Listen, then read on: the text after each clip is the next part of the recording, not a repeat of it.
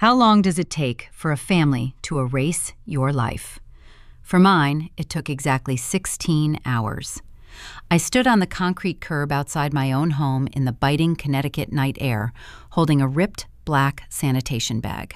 The scent of damp coffee grounds and crushed eggshells mixed with the faint smell of cedar and old cotton.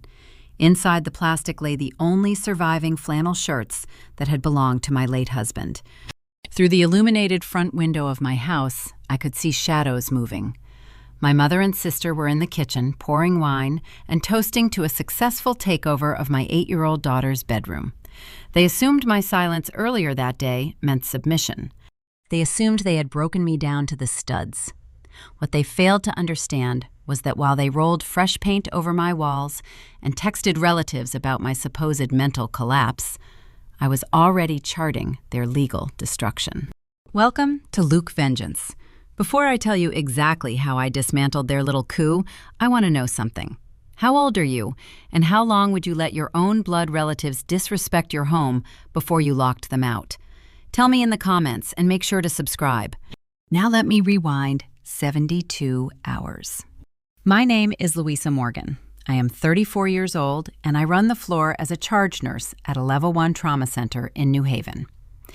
In emergency triage, you learn to read a room in 3 seconds flat. You train your eyes to bypass the screaming and look for the quiet ones. The silent patients are the ones crashing. You assess the bleeding, identify the fakers, and isolate the source of the trauma. When I pulled into my driveway after a grueling 16-hour double shift on a Friday, my professional instincts triggered before my keys even left the ignition. The house felt wrong. I had allowed my parents, Helen and Richard, to occupy my guest room for a few weeks while their condo underwent mold remediation. I expected to walk into the lingering smell of my mother's floral perfume and the low hum of the evening news on the television. Instead, I opened my front door and hit a wall of cheap, synthetic lavender aerosol. It was a desperate attempt to mask the sharp chemical fumes of fresh latex paint. I looked down at the entryway mat. Beside my mother's sensible flats and my father's loafers sat 3 unfamiliar pairs of shoes. One pair belonged to my 30-year-old sister Stephanie. They were leather mules kicked carelessly against the baseboard. But the scuffed, heavy-duty work boots next to them did not belong to a 65-year-old retiree. My pulse remained steady. Panic is a luxury you cannot afford when reading vitals. I walked toward the kitchen with my nursing clogs squeaking faintly against the oak floorboards. Instead of a cleared counter or a note from my mother, I found a staging area. Stacks of corrugated cardboard boxes leaned against the custom cabinets I had installed 2 years ago. Rolls of packing tape and utility knives littered the granite island. This was not a weekend visit. This was a move-in. The house was unnervingly quiet. No television, no footsteps. The silence was the kind that presses against your eardrums. More importantly, there was no sound of my 8-year-old daughter, Maya. I stood in my own kitchen, staring at the boxes belonging to a sister who supposedly lived 3 towns away, and I realized my child was gone. I left the boxes behind in the kitchen and walked toward the base of the staircase. My nursing clogs gripped the hardwood floor with a soft squeak. With every step I took upward, the chemical stench of the fresh latex paint grew thicker. It burned the back of my throat and stung my eyes. I placed my hand on the banister, feeling the smooth, polished oak beneath my palm to ground myself. A normal person might have started shouting right then. A normal person would have sprinted up those stairs screaming their child's name. But I spent my days managing multiple critical patients simultaneously. My brain automatically compartmentalized the threat. First, locate the source of the disruption. Second, assess the damage. Third, secure the vulnerable. I reached the second-floor landing and turned toward the hallway. The door to my daughter's bedroom was propped open by a heavy gallon bucket of primer. I stood in the doorway and stopped breathing. 3 years ago, after my husband Dan passed away, I bought this house, entirely on my own. I saved every overtime differential and holiday bonus to afford the down payment. Maya had stopped speaking for nearly 6 months after the funeral. When we moved in, I spent 4 nights awake painting her new bedroom a soft, warm shade of yellow. It was the color of morning light. It was the first room in this house where she finally laughed again. Now that soft yellow was disappearing under a harsh industrial gray. Thick plastic drop cloths covered her floral rug. Paint rollers sat in metal trays, ruining the pristine baseboards. Standing in the center of this destruction was my mother, Helen. She wore a crisp beige blouse and held a silver metal clipboard pressed against her chest. That clipboard was her favorite prop.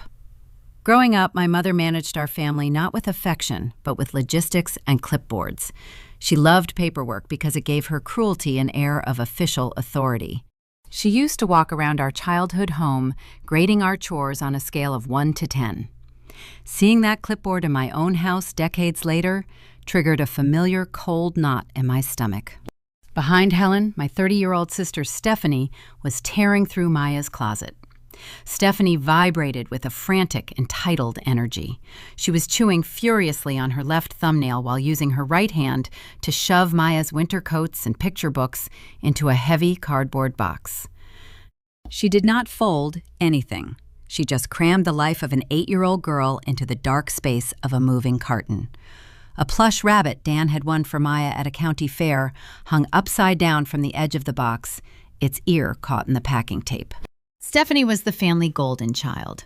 She had dropped out of 3 different degree programs, quit 4 different careers, and always landed perfectly on her feet because my parents functioned as her eternal safety net. Her mistakes were always framed as bad luck. My successes were always framed as basic expectations. I leaned against the doorframe. My hospital badge clicked against the zipper of my scrubs. The sound caused Helen to turn around. She did not jump. She did not look guilty. She adjusted her glasses and looked at me with a mask of practiced corporate authority. "You are home early," she noted, glancing at her watch. "Where is Maya?" I asked. My voice was entirely flat. I kept my tone perfectly level, dropping it into the calm register I use when telling a surgeon a patient is crashing. Helen waved her hand, waving away my concern like a pesky insect. She tapped her pen against the metal clip of her board. "We need to have a quick meeting, Louisa. We took a family vote this afternoon. You do not get a say in the matter. Stephanie and Trent need the primary suite to start their new life. Trent has a new startup business and requires the square footage for his equipment. Maya is tiny. She does not need all this space." The words hung in the toxic air of the painted room. A vote. I stood there and let my clinical brain dissect the sheer audacity of her statement. My mother had formed a democratic coalition of 4 adults inside a house where I held the sole deed. I paid the mortgage. I paid the property taxes.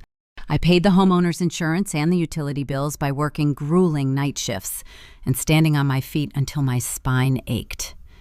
And yet my mother believed that a group of unemployed and retired guests could simply cast ballots to evict my child from her own bedroom. They had decided to appropriate my real estate to subsidize the imaginary business of a man my sister had been dating for barely 3 months. Trent was a self-proclaimed entrepreneur whose only visible enterprise consisted of borrowing money and drinking craft beer. Stephanie paused her packing and looked over her shoulder. She offered a smug, tight-lipped smile. "Trent needs a headquarters, Lou. You work all the time anyway. You barely even use the 2nd floor. Plus, gray is much more modern for a home office. Yellow is childish." She turned back to the closet and ripped a handful of dresses off their hangers. The anger rising in my chest felt less like a spark and more like a rising tide of ice water. If I yelled, I would give them exactly what they wanted. Narcissists feed on your emotional reaction. Helen wanted me to scream. She wanted me to lose my temper so she could point her pen at me and call me hysterical. She wanted to prove to Stephanie that I was the unstable one, the exhausted widow who could not handle the pressure of running a home. I refused to hand her that satisfaction. I locked my knees and kept my hands loosely at my sides, ensuring my body language remained entirely non-threatening and thoroughly unreadable. "I will ask you one more time," I said, keeping my gaze fixed dead center on my mother's eyes. Where is my daughter? Helen sighed a long theatrical sound designed to convey her immense burden in dealing with me. She clicked her pen shut and tucked it into her breast pocket. Oh, relax, Louisa. You always overreact. We set her up downstairs. It is much cozier for her anyway. She thinks it is a fun little campout. Downstairs. My house only had one floor below the main living area. I did not have a finished lower level with carpet and drywall. I had an unfinished concrete basement. It was a utility space, housing the water heater, the furnace, and stacks of seasonal storage. It was damp, cold, and prone to drafts. It was no place for a child. My mother had banished my grieving daughter to a concrete pit so a grifter could have a modern gray office. The clinical detachment I relied on vanished. The triage phase was over. The diagnosis was clear, and the infection was actively spreading through my home. I turned my back on the clipboard, the gray paint, and the golden child, packing away my daughter's memories. I walked away from the doorway and headed straight for the stairs leading down to the dark. I needed to see what they had done to my little girl. I left the toxic fumes of the second floor behind and descended the main staircase. My hand gripped the banister tight enough to turn my knuckles white, but my footsteps remained even and deliberate. I crossed the living room and pulled open the heavy wooden door leading to the lower level. A rush of cold, stale air hit my face. The contrast was immediate and punishing. Upstairs, my family was carving up my living space with fresh paint and entitlement. Downstairs smelled of damp earth, exposed fiberglass insulation, and raw concrete. I reached blindly for the pull chain at the top of the stairs. A single fluorescent tube flickered to life, casting long, distorted shadows against the cinder block walls.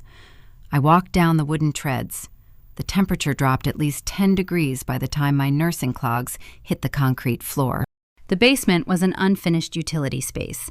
It housed the furnace, the humming water heater, and towering stacks of plastic bins containing holiday decorations.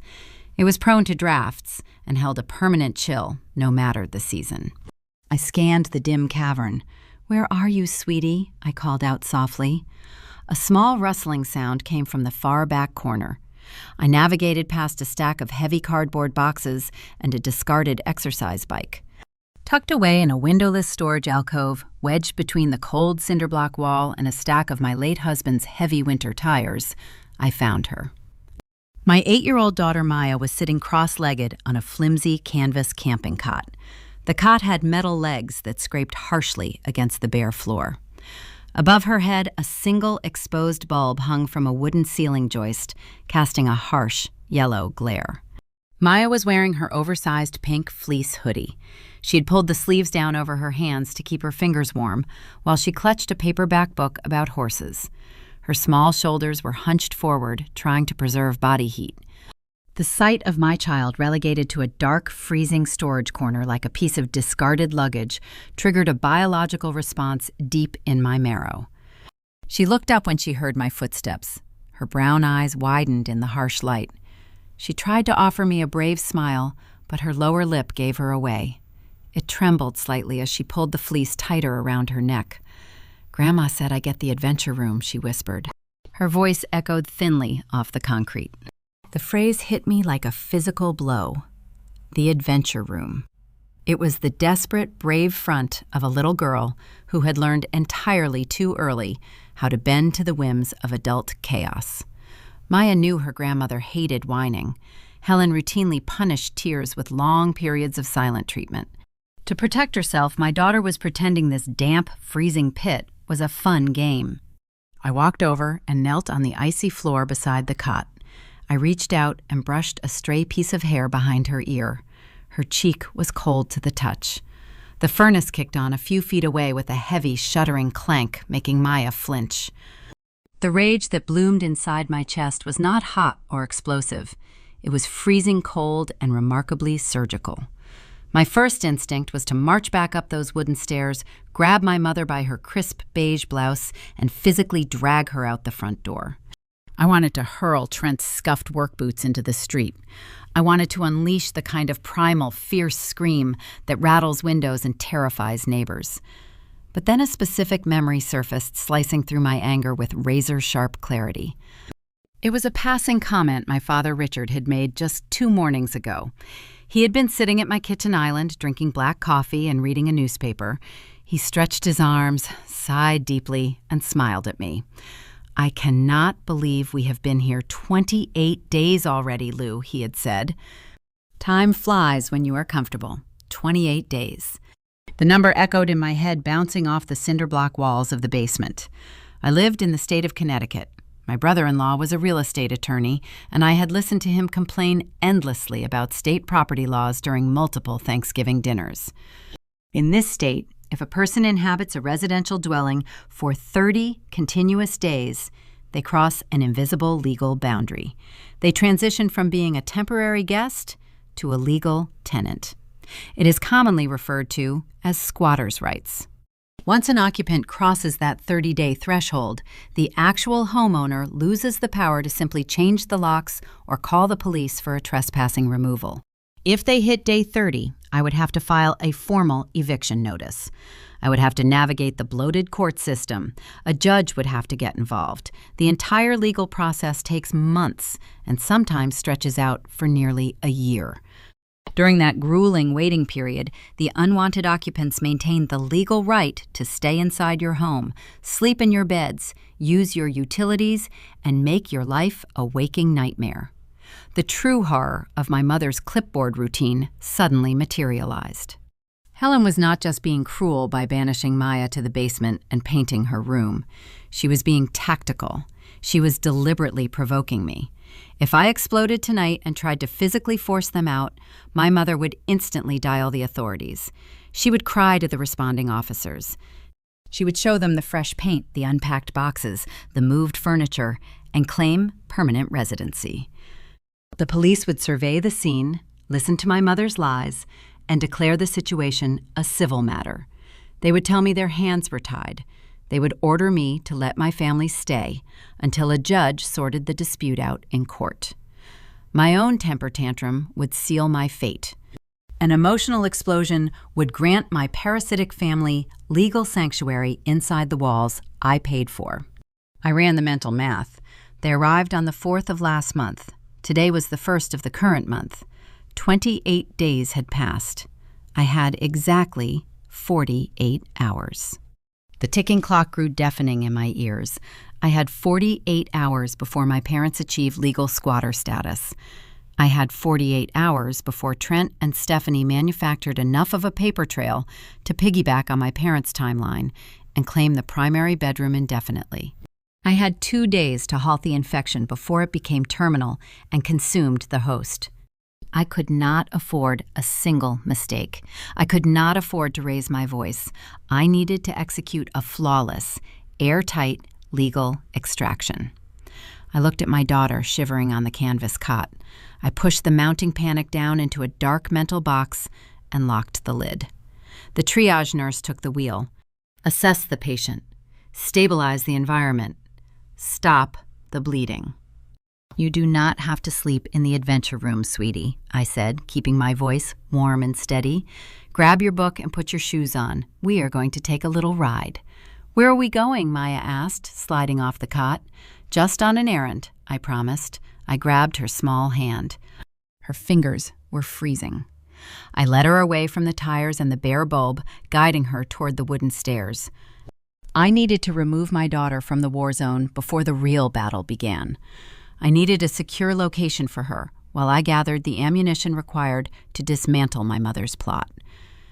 We climbed the stairs together, leaving the damp cold behind. I pushed the basement door open and stepped back into the kitchen.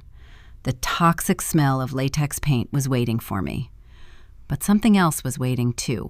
Standing beside my granite island, holding a bottle of my expensive craft beer, was the newest parasite. Trent had finally emerged from the second floor. He took a long, slow sip from the glass bottle and wiped his mouth with the back of his hand. He looked at me and then looked down at Maya with a dismissive smirk. The clock was ticking down from 48 hours, and the first obstacle had just blocked my path. How was I going to navigate a hostile confrontation with a grifter without giving them the domestic dispute they so desperately needed to steal my home? I kept my hand firmly wrapped around my daughter's freezing fingers and guided her straight past the kitchen island. Trent stood there, leaning his weight against my expensive granite countertops. Condensation dripped down the side of the brown glass bottle he held. He wore a faded graphic shirt and jeans that looked like they had been slept in. He expected a confrontation. His posture was braced for an argument. He wanted me to snap at him so he could play the victim. I did not even grant him the dignity of eye contact.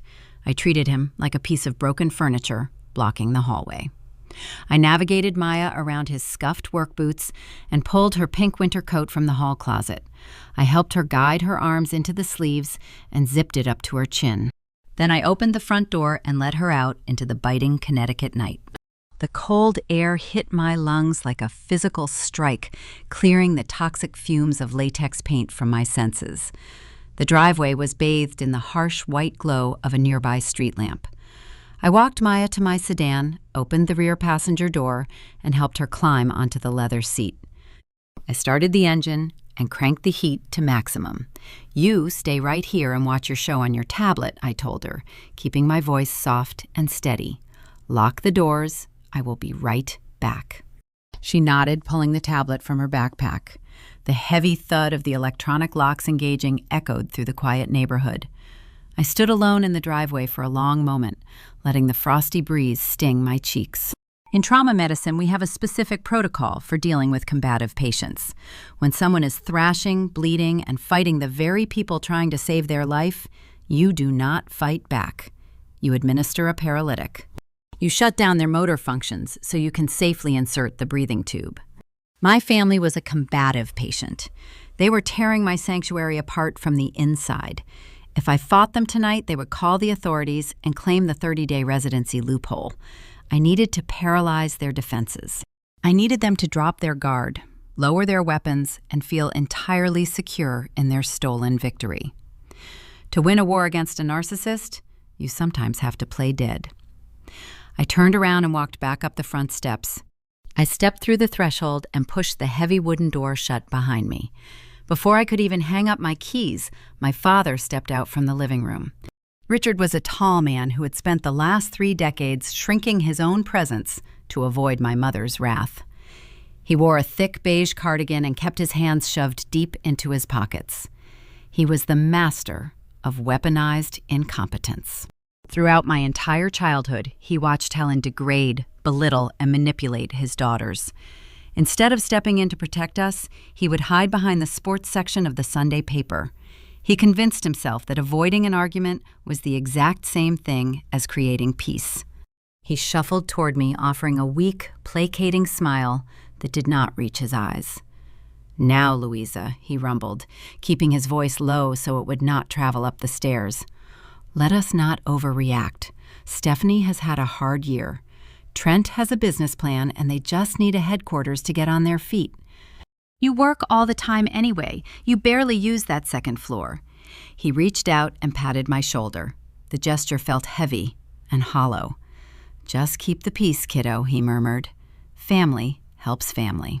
It was the exact same script he used when Stephanie wrecked my first car at 19. It was the same tired excuse he delivered when she drained my emergency savings account at 24. Keep the peace. Tolerate the abuse. Subsidize the golden child. Normally, this was the moment I would point out the hypocrisy. Normally, I would remind him that family does not banish an 8-year-old grieving child to a concrete basement. But the ticking clock was echoing in my mind. 48 hours. I needed to secure that window. I looked at my father and deployed the most crucial performance of my entire life. I let my shoulders slump forward. I allowed the genuine, agonizing fatigue of a 16-hour nursing shift to wash over my facial features. I loosened my jaw and let my eyes drop to the floorboards. I exhaled a long, shaky breath that sounded like total defeat. "I am just so tired, Dad," I whispered. My voice cracked perfectly on the final word. I am too exhausted to fight about this tonight. Do whatever you want." The reaction was instantaneous. Richard exhaled a massive gust of air. The tension drained out of his posture like water leaving a cracked basin. His shoulders relaxed. He patted my arm twice with renewed vigor. "That is my girl," he said, sounding genuinely relieved that he would not have to mediate a screaming match. "It will all work out. You will see." I heard a floorboard creak near the top of the stairs. I glanced up. Helen stood on the landing looking down at the entryway. She held her silver clipboard pressed against her hip. A slow, triumphant smile spread across her face. Her eyes gleamed with the specific, toxic satisfaction of a predator watching its prey surrender. She believed she had executed a flawless psychological victory. She thought she had broken her independent, successful daughter down into a compliant servant. Behind her, Stephanie leaned against the hallway wall, twirling a paint roller in her hand. She smacked her chewing gum and smirked, looking at my slump with undisguised contempt. They thought they had won. Their smugness radiated down the staircase, filling the entryway like a foul odor. They were already mentally spending my income, claiming my square footage, and writing the narrative of their triumph. But this is dramatic irony at its absolute finest. The listener knows something my family refused to learn. I am a trauma nurse. I spend my days pulling human beings back from the edge of the abyss. I navigate shattered bones, collapsed lungs, and flatlining monitors without breaking a sweat. I do not break under pressure. I stabilize.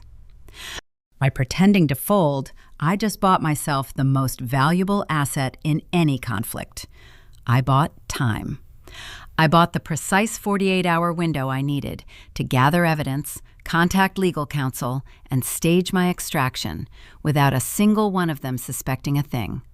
I paralyzed their defenses. They would spend the next 2 days celebrating, while I quietly built a guillotine. I turned away from my father, dragging my feet as I walked toward the kitchen. I kept my head bowed, selling the illusion of a defeated homeowner looking for a glass of water before retreating to the basement. I played the role of the crushed victim flawlessly. But the performance had an unintended consequence. When a parasite realizes the host has stopped fighting, it grows greedy. It pushes deeper, looking for more resources to consume. As I reached the granite island, Trent stepped out of the dining room. He had finished his beer and set the empty bottle onto my polished wood table without a coaster. He felt emboldened by my public surrender. He walked toward me, closing the distance until he stood uncomfortably close. He crossed his arms over his chest, puffing himself up to look intimidating. "Hey, Lou," he said, using the nickname I despised. "Now that we are all on the same page, we need to talk about the infrastructure in this house. The internet connection here is garbage, and I need to run a high-voltage line to the primary bedroom before tomorrow morning." My heart went entirely still. The tactical retreat was over, and the enemy had just handed me the exact weapon I needed to destroy them. Trent stood in my kitchen, acting like a landlord negotiating with a tenant. He crossed his arms and stared down at me. His confidence was artificially inflated by the surrender I had just staged for my father. He assumed my slumped shoulders meant I was a soft target. He assumed the house was now his personal sandbox. "The Wi-Fi in this place is a joke, Lou," he complained. His voice held the grating nasal tone of a man who spent too much time listening to internet podcasts about passive income. "I cannot run a serious crypto mining startup on a residential broadband package. I am moving 3 commercial server racks into the upstairs suite tonight. I need you to call the provider and upgrade this place to an enterprise tier fiber connection." He leaned closer, invading my personal space. The scent of stale beer and cheap body spray rolled off his shirt. "And I am going to need an electrician to bypass the breaker panel. Those servers pull a serious electrical load. If you do not upgrade the lines, my rigs will trip the circuits every 20 minutes. We need this handled by tomorrow morning." I looked at the water ring his empty bottle had left on my dining room table. I looked back at his smirking face. Trent was 32 years old and had never held a traditional job for longer than 6 months. Stephanie had introduced him to the family at a Thanksgiving dinner last year, presenting him as a visionary investor. Within 2 hours of that meal, he had tried to convince my uncle to cash out a retirement pension and buy into a digital currency scheme. Trent survived by attaching himself to vulnerable women and draining their resources while promising a massive future payout that never arrived. He was a textbook parasite. Now he wanted me to finance the infrastructure for his latest delusion.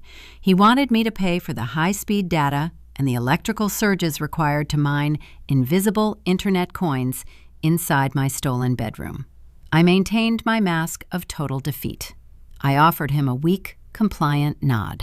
"You are right," I said, keeping my voice soft and accommodating. "I am sorry about the connection speed. I will call the internet service provider right now and authorize the enterprise upgrade. I want your business to be successful, Trent."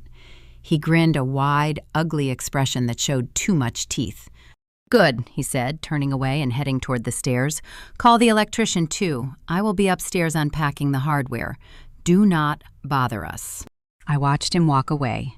The moment his heavy boots hit the wooden steps, the exhausted victim persona vanished.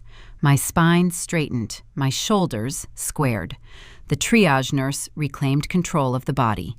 Trent had just loaded a gun, handed it directly to me, and begged me to pull the trigger. Let me tell you a crucial detail about the neighborhood I live in. When I bought this property 3 years ago, I deliberately chose a subdivision governed by a fiercely aggressive homeowners association. The HOA board was run by a retired Marine named Arthur, who treated the neighborhood bylaws like sacred religious texts. The community rules were notoriously strict. They dictated the exact shade of beige allowed on exterior trim, the maximum height of mailbox posts, and most importantly, they maintained an absolute zero-tolerance policy regarding unlicensed commercial businesses operating out of residential dwellings. Arthur patrolled the streets every Tuesday and Thursday, armed with a digital camera and a tape measure. Running a high-voltage commercial crypto server farm inside a bedroom was not just a violation. It was the equivalent of detonating a flare gun inside the HOA headquarters. The electrical modifications Trent demanded were illegal fire hazards that would trigger immediate municipal fines and mandatory inspections. Trent was plugging his own demise directly into my wall. I walked over to the kitchen counter and picked up my cell phone. I did not call an electrician. Instead, I dialed the customer service line for my internet provider. I spent the next 45 minutes speaking with a higher-tier technical support representative. I authorized the enterprise fiber upgrade Trent requested, but because my name was the only one listed on the deed and the billing account, I maintained total administrative control over the new network. I requested a specific hardware configuration. I instructed the technician to place the entire system under a strict, encrypted administrative lock. I set up a remote access kill switch connected directly to an application on my mobile phone. With a single swipe of my thumb, I could sever the data connection to the entire property. But I went one step further. I asked the provider to enable detailed traffic monitoring on the new router. I wanted a granular log of every single IP address accessing the network. If Trent was running an unlicensed commercial server farm, I wanted a pristine digital paper trail of his illegal data consumption. I was not just giving him the rope to hang himself. I was building the gallows, measuring the drop, and ensuring the trapdoor functioned flawlessly. When I finished the call, the customer service agent assured me the new fiber lines would be activated remotely by midnight. The trap was set. I slipped my phone into my scrub pocket. The house was quiet again. The toxic smell of the latex paint had settled into a dull, lingering headache behind my eyes. I walked into the hallway and grabbed a clean blanket from the linen closet. Maya was still waiting for me in the running car, her tablet casting a pale blue glow across her face. I needed to bring her back inside without exposing her to the hostility upstairs. I intended to carry her straight down to the basement, set up the camping cot as comfortably as possible, and spend the night guarding her, while the clock ticked down to the 30-day legal deadline. But as I walked past the living room side table, a small detail caught my eye. The staging area my family had built upon arrival was messy. Packing tape, cardboard, and utility knives were scattered everywhere. But sitting perfectly square in the center of the wooden side table was a neat, organized stack of mail. I paused. My nursing shift had ended at 6 in the evening. The postal carrier usually delivered to my street around noon. Helen always intercepted the mail, placing it on the kitchen island for me to sort through when I got home. The stack was not in the kitchen. It was hidden away in the living room corner. I walked over and picked up the top envelope. It was a glossy promotional flyer from a local hardware store. I slipped it aside. The second envelope was a catalog for a home goods retailer. I slid that away too. The third envelope caused my blood to freeze in my veins.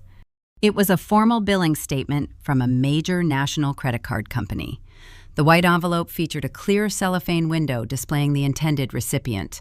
The name printed in bold black ink was Trenton Hughes. The address printed directly below his name was my exact street number, my city, and my zip code. I pushed the bill aside and looked at the fourth envelope. It was an official document mailed directly from the Connecticut Department of Motor Vehicles. The recipient listed on the state seal was Stephanie Morgan. The address was mine. My heart hammered a slow, heavy rhythm against my ribs. This was not a spontaneous decision to commandeer a bedroom. This was not a casual overstep by an entitled sibling.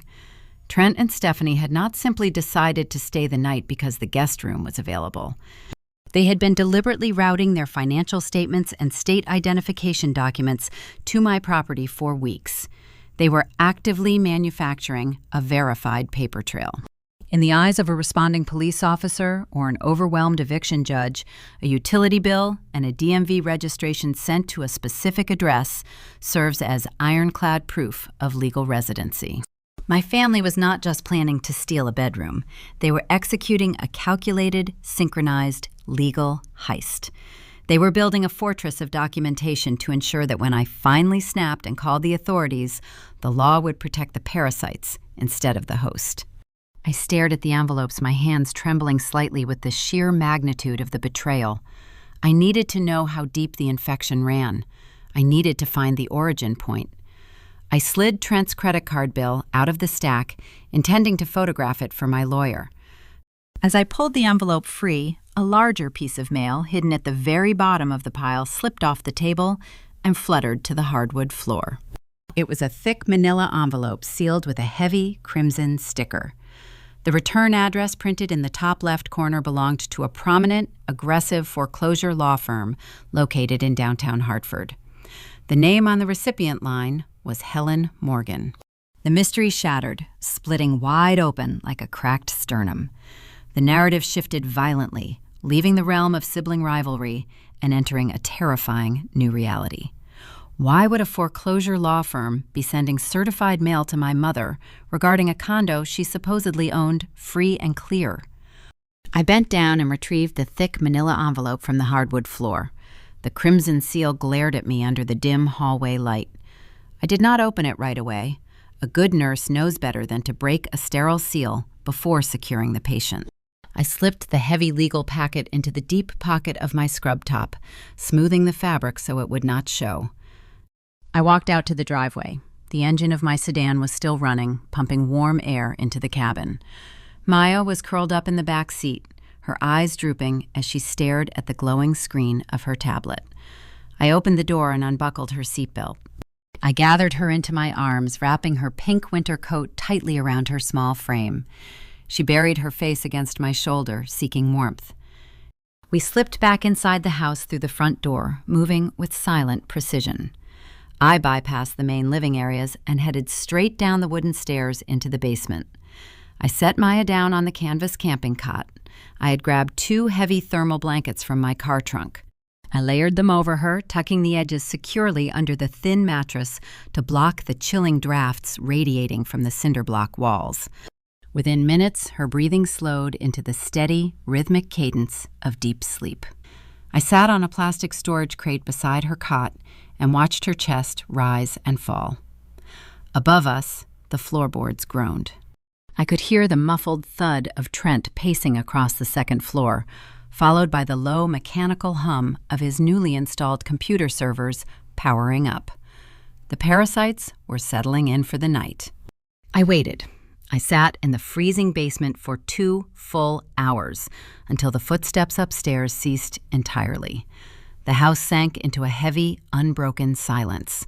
The only sounds remaining were the cyclic shudder of the water heater and the quiet exhalations of my sleeping child. It was time to review the charts. I reached into my pocket and extracted the manila envelope. I pulled a penlight from my scrub collar, using its narrow beam to illuminate the thick parchment without turning on the overhead bulb. I ran my thumb along the crimson sticker. It was already torn, indicating my mother had opened it, read the contents, and hastily pressed the adhesive back together to hide her secret. I slid the folded documents out. The paper felt crisp and formal. The letterhead bore the embossed logo of a premier real estate litigation firm. Before I read the text, I thought about my parents' condominium. 10 years ago, Helen and Richard had purchased a luxury unit in an exclusive retirement enclave overlooking a pristine golf course. That condo was the crown jewel of my mother's entire identity. She hosted weekly luncheons for her social club there, boasting about the imported Italian marble countertops and the zero-maintenance lifestyle. Helen derived her self-worth from the projection of financial superiority. She looked down on anyone carrying debt, routinely referring to renters as transient people lacking discipline. I directed the penlight onto the first page. The bold black text at the top of the document was impossible to misinterpret. Notice of default and imminent foreclosure sale. My eyes scanned the dense paragraphs of legalese translating the financial jargon with the same clinical efficiency I used to read blood panel results. The documentation outlined a devastating timeline. Helen and Richard had missed their first mortgage payment 14 months ago. 6 months later, the bank initiated formal delinquency proceedings. The final page featured a ruling from a county judge granting the bank full possession of the property.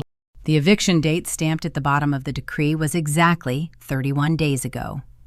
I lowered the penlight. The darkness of the basement seemed to press inward. The mold remediation story was a total fabrication. There were no contractors inspecting their drywall. There were no insurance adjusters assessing water damage. My parents had been formally evicted by the county sheriff. They had packed whatever belongings they could fit into their vehicles and abandoned the only asset they owned. They did not come to my house seeking a temporary favor. They arrived on my doorstep because they were homeless. I flipped to the second section of the legal packet. It contained the initial loan origination details. I needed to understand how 2 retirees with a pristine credit history and a fixed pension managed to lose a paid-off luxury condominium. The origin of the infection was buried in a secondary attachment. 3 years ago, Helen had taken out a massive second mortgage against the equity of her condo. She did not use the funds for renovations or medical bills. The paperwork showed the capital was transferred directly into a limited liability corporation. The registered owner of that corporation was Stephanie Morgan. The truth locked into place, clicking with the terrifying precision of a loaded mechanism. Stephanie had attempted to launch a high-end boutique clothing store 3 years ago. The venture was a spectacular failure, plagued by terrible inventory decisions and non-existent foot traffic. It folded within 8 months. At the time, Stephanie claimed she walked away cleanly, having dissolved the lease without penalty. She lied. My mother had leveraged her entire retirement sanctuary to finance her golden child's delusion. When the boutique collapsed, the debt remained. Stephanie walked away, leaving Helen and Richard chained to a loan they could never repay on a fixed income. My mother had sacrificed her home to shield her favorite daughter from the consequences of failure. I sat on the plastic crate gripping the foreclosure notice until my knuckles ached. The narrative of the sibling dispute evaporated. The annoying boundary crossing morphed into a desperate survival tactic. My family was bankrupt. They possessed 0 capital, 0 credit, and 0 housing options. The vote they took to seize Maya's bedroom was not an act of casual entitlement. It was an act of colonization. They realized my house was the only viable life raft remaining in their ruined ocean. I possessed a stable career, a sizable equity cushion, and a home with ample square footage. In their minds, my resources belonged to the family collective. They intended to permanently anchor themselves to my foundation, drain my income, and reside under my roof for the rest of their natural lives. Trent would consume my electricity. Stephanie would occupy my primary suite. Helen would rule the household, ensuring I kept working those 16-hour shifts to fund their existence. The cold concrete beneath my feet felt like ice. A cornered animal is the most dangerous creature in the forest. My mother was a narcissist who had lost her kingdom. Her ego required a kingdom to rule, so she had simply decided to conquer mine. If they were truly bankrupt and facing total societal ruin, they would never leave voluntarily. They would fight dirty. They would use every legal loophole, every emotional manipulation, and every ounce of leverage available to secure their parasitic attachment to my life.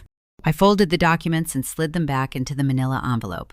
I tucked the evidence away in a secure compartment of my work bag. I looked over at Maya, sleeping peacefully unaware of the financial conspiracy tightening around our lives. The 30-day squatters' rights deadline was looming, but I suddenly understood that simply evicting them would not be enough. If I kicked Helen out onto the street, she would not retreat quietly. She would retaliate. She would try to destroy my reputation, my career, and my custody of my child to maintain her grip on my resources. To win this war, I had to anticipate her next move. A bankrupt orchestrator, stripped of her assets, relies on social currency to survive. She would need to control the narrative. She would need to paint me as an incompetent villain to justify her permanent presence in my home. I pulled my cell phone from my scrub pocket. The screen illuminated my face with a pale glow. I opened my social media applications and navigated to the extended family group chat. I needed to see what Helen was broadcasting to our relatives while I was sleeping in the basement. The messages I found there proved that the psychological warfare had already begun. I placed my cell phone face down on the plastic storage crate. Before I could examine the digital breadcrumbs my mother had scattered across our extended family network, I needed irrefutable proof of the financial ruin I had just uncovered. A physical foreclosure letter was a starting point, but in a court of law, you need a pristine, verifiable chain of evidence. I reached into my canvas work tote and retrieved my laptop. The hinges offered a faint metallic groan as I opened the lid. The screen flared to life, casting a cool blue tint across the cement floor and illuminating the rough texture of the cinder block walls. Beside me, Maya shifted on her canvas cot, her breathing steady beneath the heavy thermal layers. I connected the computer to the newly upgraded enterprise internet network. Trent had demanded the high-speed fiber connection to run his illicit server farm upstairs, and now I was using his requested infrastructure to perform a forensic accounting of my family's demise. My fingers moved over the keyboard with practiced efficiency. I navigated to the official Connecticut Judicial Branch website and accessed the Civil and Family Case Lookup portal. I typed Helen and Richard's full legal names into the search fields. The loading icon rotated for 2 seconds. Then the screen populated with a cascade of terrifying data. The physical letter hidden in the living room only told a fraction of the story. The digital court docket revealed the entire, devastating timeline of their collapse.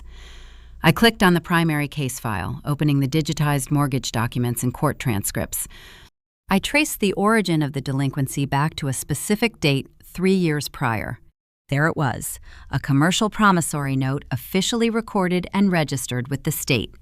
The principal amount listed was $150,000. I leaned closer to the screen, tracing the digital signature lines. My mother's name was listed as the primary guarantor. My father's signature occupied the secondary line. The beneficiary of this colossal injection of capital was a limited liability corporation registered directly to my 30-year-old sister, Stephanie. The pieces of the puzzle locked together with a sickening metallic click. 3 years ago, Stephanie had decided she was destined to become a lifestyle entrepreneur. She abandoned her part-time administrative job and signed a premium commercial lease in an upscale downtown shopping district. Her concept was an artisanal, holistic wellness boutique, selling imported candles, organic skincare serums, and high-end yoga apparel. She possessed zero retail experience, no business plan, and no operational budget. Instead, she relied on Helen. My mother had always treated Stephanie like fragile porcelain, praising her non-existent business acumen to anyone who would listen. To fund this delusion, Helen had leveraged the entire equity of her paid-off retirement condominium. She handed her favorite child a six-figure lifeline. Stephanie spent the capital with breathtaking arrogance. She hired a boutique design firm to install custom brass shelving. She purchased inventory at premium wholesale prices without understanding profit margins. She leased a European luxury SUV, claiming it was a necessary business expense for client meetings.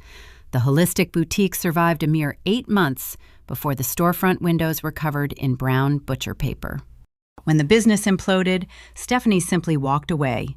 She declared bankruptcy on the LLC and relocated to a different apartment, leaving her co-signers chained to the wreckage. Helen and Richard were retired, living on a fixed municipal pension and modest Social Security checks. They could barely cover their basic living expenses, let alone service a commercial loan, carrying aggressive corporate interest rates. The bank did not care about my mother's social standing or her floral perfumes. They initiated collection protocols. The court records displayed months of desperate legal filings where Helen tried to stall the inevitable. She drained her savings accounts. She liquidated her modest investment portfolios. It was a futile effort. 31 days ago, the county judge ordered a strict foreclosure, forcing them to vacate the premises and surrendering the property back to the lender. I minimized the court window and opened a commercial credit reporting tool.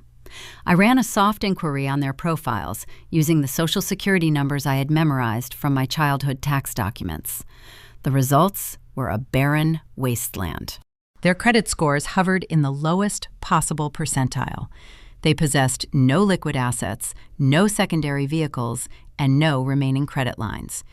Any property management company running a basic background check would instantly reject their rental application. They were entirely destitute. They could not even qualify for a studio apartment in a dilapidated zip code. I closed the laptop lid, plunging the basement back into shadows. The cyclic shudder of the water heater filled the silence.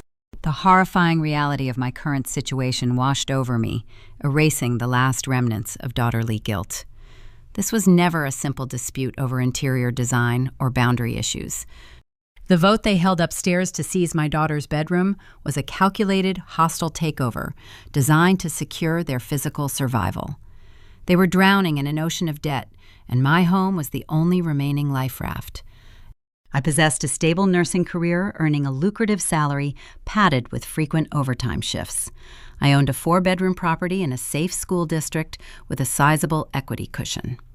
In my mother's mind, my independent success did not belong solely to me. She viewed my resources as a communal family asset waiting to be harvested. If I allowed them to cross the 30-day legal tenancy threshold tomorrow morning, they would permanently anchor themselves into my foundation. The colonization would be swift and ruthless. Helen would assume control of the grocery budget, demanding I fund her premium tastes. Trent would consume my utilities, running his electrical servers day and night. Stephanie would occupy my primary suite, living rent-free, while she plotted her next disastrous venture. They would devour my income. They would drain my equity. They would overwrite my authority as a mother, banishing Maya to the margins of her own home. This was a financial fight to the death. If they stayed, I would lose everything I had built since my husband passed away. The grief, the grueling double shifts, the careful budgeting, it would all be consumed by the parasitic entity residing upstairs. The triage nurse within me evaluated the threat. A surgeon does not negotiate with a tumor. You do not reason with gangrene. You identify the infected tissue and you amputate it cleanly. To execute the extraction flawlessly, I needed to understand their defensive strategy. An invader, stripped of financial capital, relies entirely on social currency to maintain leverage. My mother was a master manipulator who understood the power of public perception. She knew that if I simply called the police to throw her homeless, elderly frame into the street, society would view me as a monster. She needed to craft a narrative that justified her permanent presence in my house. She needed an alibi. She needed to convince the rest of the world that I was unstable, incapable, and desperate for her intervention. I reached back onto the plastic storage crate and picked up my cell phone. The screen cast a pale glow across my face. I unlocked the device and opened the messaging application. I navigated to the extended family communication thread titled Morgan Family Updates. I took a slow, steady breath, bracing myself for the psychological warfare my mother had deployed while I was working my hospital shift. I tapped the screen to load the unread messages. The words waiting for me on that digital interface proved that the smear campaign was already in full swing, and her end goal was far more sinister than simply stealing my real estate. The concrete floor of the lower level held a deep chill that seeped into your bones when you sat still for too long. I spent the remaining hours of the night perched on that plastic crate, watching the digital clock on my cellular device flip forward, minute by agonizing minute. Dawn arrived without warmth. A thin sliver of gray morning light crept through the narrow egress window near the ceiling, casting a pale grid across the cement. It was day 29.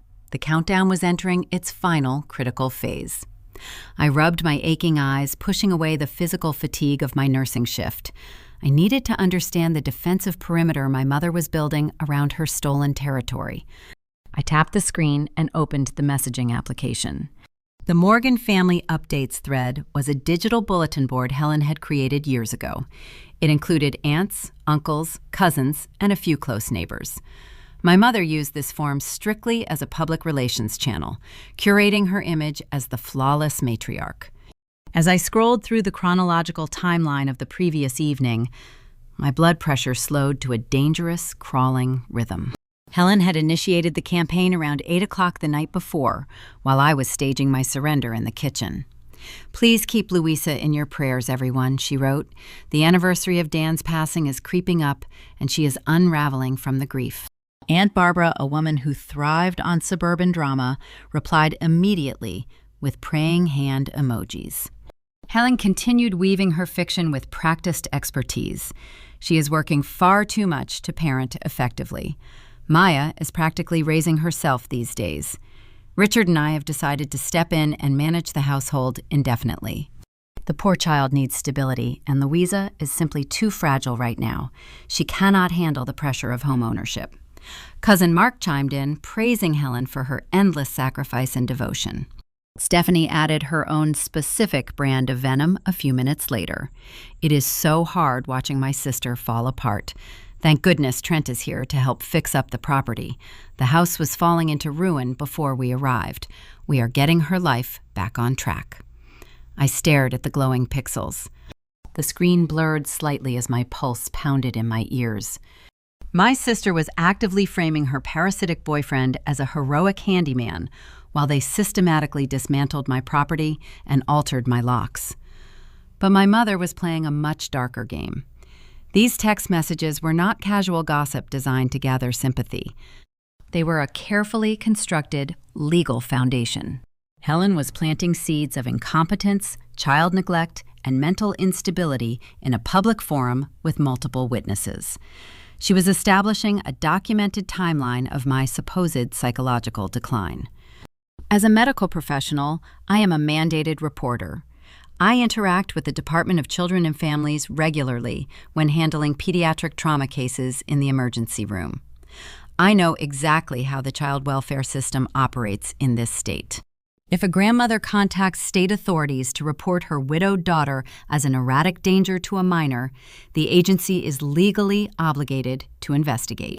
If that grandmother can present a unified family consensus corroborating the erratic behavior, along with text messages documenting a history of concern, the state listens. Helen did not merely want squatters' rights to a guest bedroom. She was building a comprehensive case for emergency kinship guardianship. If she successfully convinced a family court judge that I was an unfit mother, she could secure temporary legal custody of Maya. The implications of that ruling were catastrophic. A judge would grant my mother control of my primary residence to maintain the child's familiar living environment. I would likely be ordered to vacate my own property. Furthermore, the court would mandate that I pay monthly child support directly to my mother. I would be transformed into an automated teller machine, funding the very people who stole my daughter and hijacked my home. It was a brilliant, terrifying, and utterly evil strategy. Helen was weaponizing the child welfare system to secure her financial survival following her foreclosure. She needed a host, and she had decided to consume me entirely. The realization hit me like a physical weight pressing against my sternum. Every maternal instinct inside my biology screamed to march upstairs, kick open the bedroom doors, and drag the invaders out by their collars. I wanted to smash Trent's expensive computer servers into sharp metallic shards. I wanted to hurl Stephanie's leather shoes into the street. I wanted to confront my mother and scream the brutal truth about her bankruptcy into her face. But that emotional explosion was exactly what she needed me to execute. If I lost my temper, Helen would dial emergency services. When the patrol cars arrived, she would show the responding officers her group chat messages. She would point to my red face, my raised voice, and my aggressive posture. She would present me as a hysterical, overworked widow experiencing a dangerous psychotic break. The police would file a domestic disturbance report. Child Protective Services would open an official case file. My righteous anger would forge the very chains she intended to lock around my wrists. I closed the messaging application. I locked the screen and slid the device back into my pocket. The pressure inside my skull was immense, but the triage nurse took the helm, navigating the crisis. You do not panic when a patient's vital signs plummet. You calculate the required dosage of epinephrine and administer it with steady hands. I could not afford a single ounce of visible emotion today. I had to remain flawlessly, terrifyingly calm. I had to become a ghost, haunting my own hallways until the exact moment I triggered the trap. I stood up from the plastic crate. My joints popped in the damp, cold air. I walked over to the camping cot and adjusted the heavy thermal blankets around Maya's shoulders. She was still sleeping, deeply safe from the predators hovering on the floor above us. I kissed her forehead, lingering for a brief second, to draw strength from the familiar scent of her strawberry shampoo. I turned toward the wooden stairs. I needed to head upstairs to retrieve my work uniform and prepare for the day. I needed to act like the broken, defeated woman they expected to see. I climbed the treads, moving silently, placing my weight on the edges of the steps to avoid creaking the wood.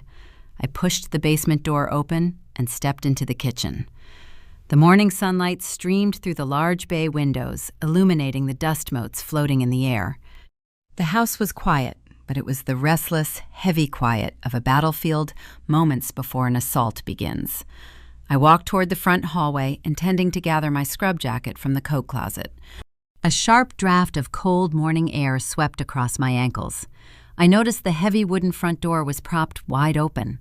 I heard a harsh, dragging sound echoing from the driveway. It was the distinct noise of heavy plastic scraping across concrete. I stepped toward the threshold and looked outside. Stephanie was walking toward the curb. She was dragging a thick, black sanitation bag behind her. The shape of the bag was lumpy and awkward, bulging with heavy contents. She heaved the bag onto the edge of the manicured lawn, preparing it for the municipal garbage collection route. As the plastic landed on the grass, it snagged against a rogue branch from my rose bush. The heavy material ripped open, creating a wide, jagged tear. The contents spilled out onto the damp morning dew. It was not household garbage. It was a collection of familiar soft fabrics, carefully folded garments, and worn textiles. My heart stopped beating. I recognized the faded green and black plaid pattern immediately. The items spilling out of the trash bag were the flannel shirts my husband Dan used to wear on autumn weekends. They were the shirts he had worn while rocking Maya to sleep when she was an infant. They were the only physical remnants of his existence I had managed to preserve. Stephanie wiped her hands together and turned back toward the house, unaware of the destruction she had just displayed on my front lawn.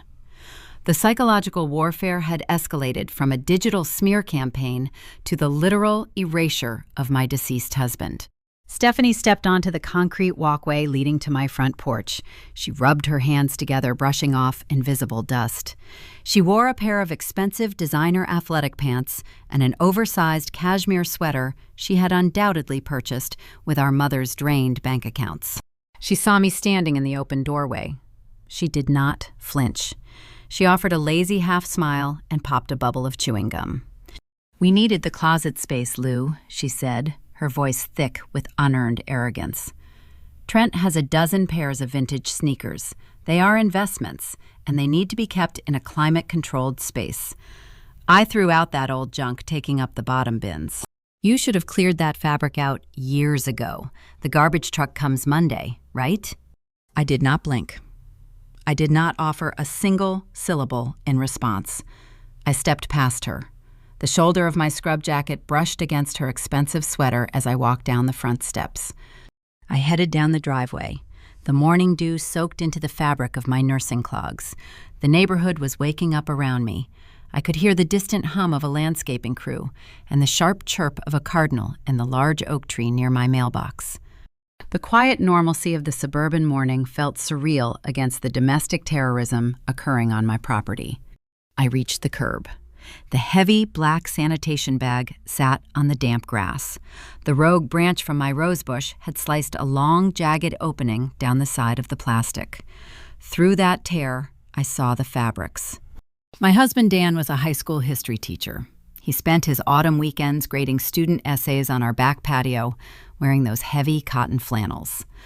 When his illness progressed, the treatments made his skin terrible cold. He wore those specific shirts constantly to retain body heat. After he passed away, Maya would sneak into my bedroom, open the plastic storage bin, and press her face into the folded fabric. Those shirts still carried the faint, comforting scent of his cedar aftershave. Those garments were not clothing, they were artifacts. They were the only physical proof my daughter had that her father was a real person who loved her. Stephanie had not merely discarded them. She had used the exact same bag to empty the kitchen trash. Helen had cooked eggs and brewed dark roast coffee for Trent's breakfast earlier that morning. The wet grounds were smeared across the red and black plaid collar of Dan's favorite shirt. Crushed white eggshells were tangled in the plastic buttons. Sticky, translucent egg whites coated the cuffs. This was the emotional core of the siege. My mother and sister knew exactly what those plastic storage bins contained. They bypassed old winter coats and discarded toys to target the most sacred items in the house. This was a calculated strike designed to inflict maximum psychological trauma. They wanted me to fall to my knees on the wet grass. They wanted me to sob loudly, clutching the stained fabric to my chest. They needed a neighbor to look out their window and see the unstable, hysterical widow having a public breakdown. That public display would secure their narrative for the child welfare authorities. I refused to hand them that victory. The profound grief that had lived inside my chest for 3 years underwent a rapid chemical reaction. It calcified. It turned into pure, unadulterated ice. The heat of anger vanished, replaced by the cold, sterile focus of a medical professional preparing for an amputation. I knelt on the damp grass. The cold moisture seeped through the fabric of my scrub pants, chilling my kneecaps. I reached into the torn plastic bag. I pulled out the first shirt. It was the forest green flannel Dan had worn the day we assembled Maya's crib. I held it up in the morning light. I used my bare hands to brush the wet coffee grounds off the fabric. The abrasive grains scraped against my palms. I picked the crushed eggshells out of the buttonholes, one by one. I wiped the sticky residue from the cuffs. I folded the shirt neatly, placing it on my lap. I repeated the mechanical process for the red plaid shirt, the blue work shirt, and the heavy gray overshirt. I cleaned them with surgical precision. I did not shed a single tear. My eyes were dry and fixed on the task. The triage nurse evaluates the damage, cleans the wound, and prepares for the next phase of treatment. I gathered the folded stack of cleaned flannels into my arms. I stood up, leaving the torn plastic bag and the remaining kitchen waste on the curb. I walked over to my sedan parked in the driveway. I retrieved my electronic key fob from my pocket and pressed the trunk release button. The trunk popped open with a quiet, mechanical click. I placed the artifacts inside the carpeted cargo area, smoothing the collars and ensuring they lay flat. I closed the trunk, pressing my hands flat against the cold metal lid until I heard the latch engage securely. I locked the vehicle. The flashing amber lights of the turn signals confirmed the items were safe. I looked at the digital clock displayed on my cell phone screen. It was 7 o'clock in the morning. My parents had moved their belongings into my guest room on the 4th of the previous month at exactly 7 o'clock in the evening. In the state of Connecticut, the 30-day continuous habitation law relies on a strict hourly calculation. A judge looks at the exact timestamp of arrival to determine when the residency threshold is crossed. I had exactly 12 hours remaining. The countdown timer was loud and unforgiving. I had 12 hours before the legal threshold locked into place. 12 hours before my mother gained the legal high ground. 12 hours before Trent's illegal computer servers became permanent fixtures in my home. 12 hours before my property became their fortress. By tonight, the sun would set on my rights as a homeowner and rise on their legal tenancy. I looked back at the house. Stephanie had gone back inside, leaving the front door slightly ajar. I could hear the faint sound of a television playing a morning news program from the living room. They were relaxing. They were settling into their stolen routine. They believed the war was over because I had not screamed on the lawn. The defensive phase of this crisis was officially concluded. I had absorbed their verbal attacks. I had feigned exhaustion to lower their guard. I had gathered the financial evidence proving their bankruptcy. I had secured my daughter in the safety of the basement. I had rescued my husband's artifacts from the garbage. There was nothing left to protect. There was only the counterstrike. I slid my cell phone back into my scrub pocket. I needed to leave the premises. I needed to find a quiet, secure location to place 3 specific phone calls. I needed to activate the legal, municipal, and law enforcement tripwires I had been designing in my mind all night. It was time to strike. I walked back inside the house to retrieve Maya. The television in the living room droned on with the cheerful, artificial banter of a morning talk show. Helen sat on the sofa sipping coffee from one of my favorite ceramic mugs. She did not look up when I crossed the threshold. She was deep into her performance of the settled matriarch reigning over her new domain. I bypassed the living room, heading straight down to the basement. Maya was awake, sitting on the edge of the canvas cot, tracing the cement block lines with her small finger. I helped her into her pink winter coat and gathered her backpack. I led her up the wooden stairs and out through the kitchen side door, avoiding the front hallway entirely. My coworker Jess lived exactly 10 minutes away in a quiet neighborhood composed of single-level ranch homes. Jess was an older pediatric nurse who had trained me during my residency. She was a woman of few words and immense practical sense. When I pulled into her driveway, she was already waiting on the front porch, holding a steaming travel mug of tea. I handed Maya a packed lunchbox. "You are going to hang out with Aunt Jess for a few hours, sweetie," I said, keeping my tone bright and reassuring. "We are having a small plumbing issue at the house, and I need to fix it." Maya nodded, hugging me tightly around the waist. I watched Jess guide her inside and close the door. My child was secure. The most vulnerable patient was safe from the blast radius. I walked back to my sedan. I sat in the driver's seat and locked the doors. The dashboard digital clock read 8:15 in the morning. 10 hours and 45 minutes remained before the legal residency threshold engaged. The interior of the car was quiet, save for the hum of the heater. I pulled a small spiral notebook and a pen from my glove compartment. I rested the pad on the steering wheel, preparing to chart the extraction procedure. A trauma code requires precise, sequential communication. You call the respiratory therapist for the airway, you call the blood bank for the plasma, and you alert the surgical suite.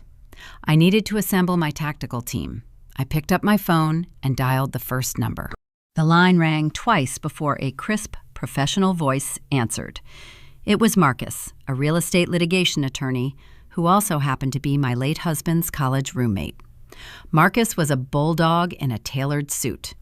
I had sent him a secured email at 3 a.m. detailing the exact timeline of my parents' arrival, the altered locks, the forged mail scheme, and the commercial foreclosure document I had discovered. "Louisa," he said, skipping the standard greetings, "I read your brief. Your mother is attempting a classic adverse possession takeover utilizing familial access as cover. Are we clear of the statutory deadline?" I asked. My fingers gripped the steering wheel tightly. "You are at 29.5 days, Marcus replied. "You are firmly within the window to revoke permission without requiring formal eviction proceedings. I have already drafted 4 individual notices of immediate trespass. They explicitly state that permission to remain on the premises has been formally revoked, and any further habitation constitutes criminal trespass. I will email the PDFs to you immediately. Print them out. You must hand them over physically in the presence of law enforcement." "Thank you, Marcus." The tension in my neck eased slightly. The legal ammunition was secured. I ended the call and dialed the second number on my list. This was a non-emergency line directing me to the local municipal police precinct. A dispatcher answered. I requested to speak with the watch commander regarding a civil standby detail for a property dispute. I was transferred to a desk sergeant. I kept my voice entirely clinical, stripping away any emotional cadence. "My name is Louisa Morgan. I am the sole deed holder of a residential property on Oakwood Drive. I am requesting a civil standby detail for 6:30 this evening." The sergeant sighed a heavy sound indicating his fatigue with domestic squabbles. "Ma'am, civil standby details are usually for retrieving belongings after a dispute. You cannot just use our officers as bouncers to kick out an annoying roommate." I expected resistance. Law enforcement despises residential disputes because they often blur the lines of civil law. I adjusted my strategy, feeding him the exact terminology required to escalate the priority. "These are not roommates, Sergeant," I stated firmly. "These are hostile, transient individuals who have occupied my property for 29 days. They are currently altering the physical structure of the home. They have drilled out the locks on interior doors and installed unauthorized hardware. Furthermore, there is an unknown male individual who has moved highly volatile commercial electrical equipment into the second floor. I am a widowed female attempting to serve them with formal criminal trespass notices drafted by my attorney. I require a visual police presence to ensure the service does not escalate into physical violence." The mention of altered locks, the unauthorized mail, and the drafted legal notices shifted the calculation. The sergeant paused, typing on his keyboard. "Oakwood Drive, you said?" he asked, his tone sharpening. "I will schedule a 2-car unit for 6:30 p.m. Do not engage them before we arrive, Ms. Morgan. You wait at the end of the street until the cruisers are in position." The law enforcement muscle was locked in. 2 tripwires were active. I needed to set the third and most destructive trap. I disconnected the call and dialed the local landline number. This call required a specific performance. I was not calling as Louisa Morgan, the homeowner. I was calling as an anonymous, concerned citizen. The line connected to the community office of the Oakwood Homeowners Association. The president, Arthur, answered on the first ring. Arthur was a man who treated neighborhood covenant violations like acts of treason. He had once fined a family $300 because their garbage cans were visible from the street for an extra 2 hours on a Tuesday. Arthur speaking, he barked. I held my phone a few inches away from my mouth and lowered my vocal register. "I am a resident in the subdivision," I said, adopting a hurried, worried tone. "I wish to remain anonymous to avoid neighbor disputes, but I have a severe safety concern regarding the property at the end of the cul-de-sac." "Go on," Arthur commanded. I could hear a pen scratching against paper. "The occupants have moved a massive commercial computer server farm into the second-floor bedroom," I reported. "They are running a high-voltage cryptocurrency mining operation. They bypass the residential breaker panels and are drawing a dangerous electrical load. It is a severe fire hazard, and it clearly violates the zoning bylaws prohibiting unlicensed commercial enterprises in residential dwellings. The silence on the other end of the line was heavy. I could practically hear Arthur's blood pressure spiking. The HOA covenant expressly forbade any commercial equipment drawing above standard residential wattage due to the risk of electrical fires spreading between the closely built homes. A crypto mining farm, Arthur repeated. His voice dropped into a dangerous, furious register. That is an immediate safety violation. I will be conducting an emergency compliance inspection personally this evening. Thank you for the report. He slammed the phone down. The final tripwire was primed. I sat in the quiet cabin of my car, staring at the notebook on my steering wheel. The checkboxes were complete. I had marshaled the full, aggressive weight of property law, the municipal police force, and the tyrannical neighborhood association.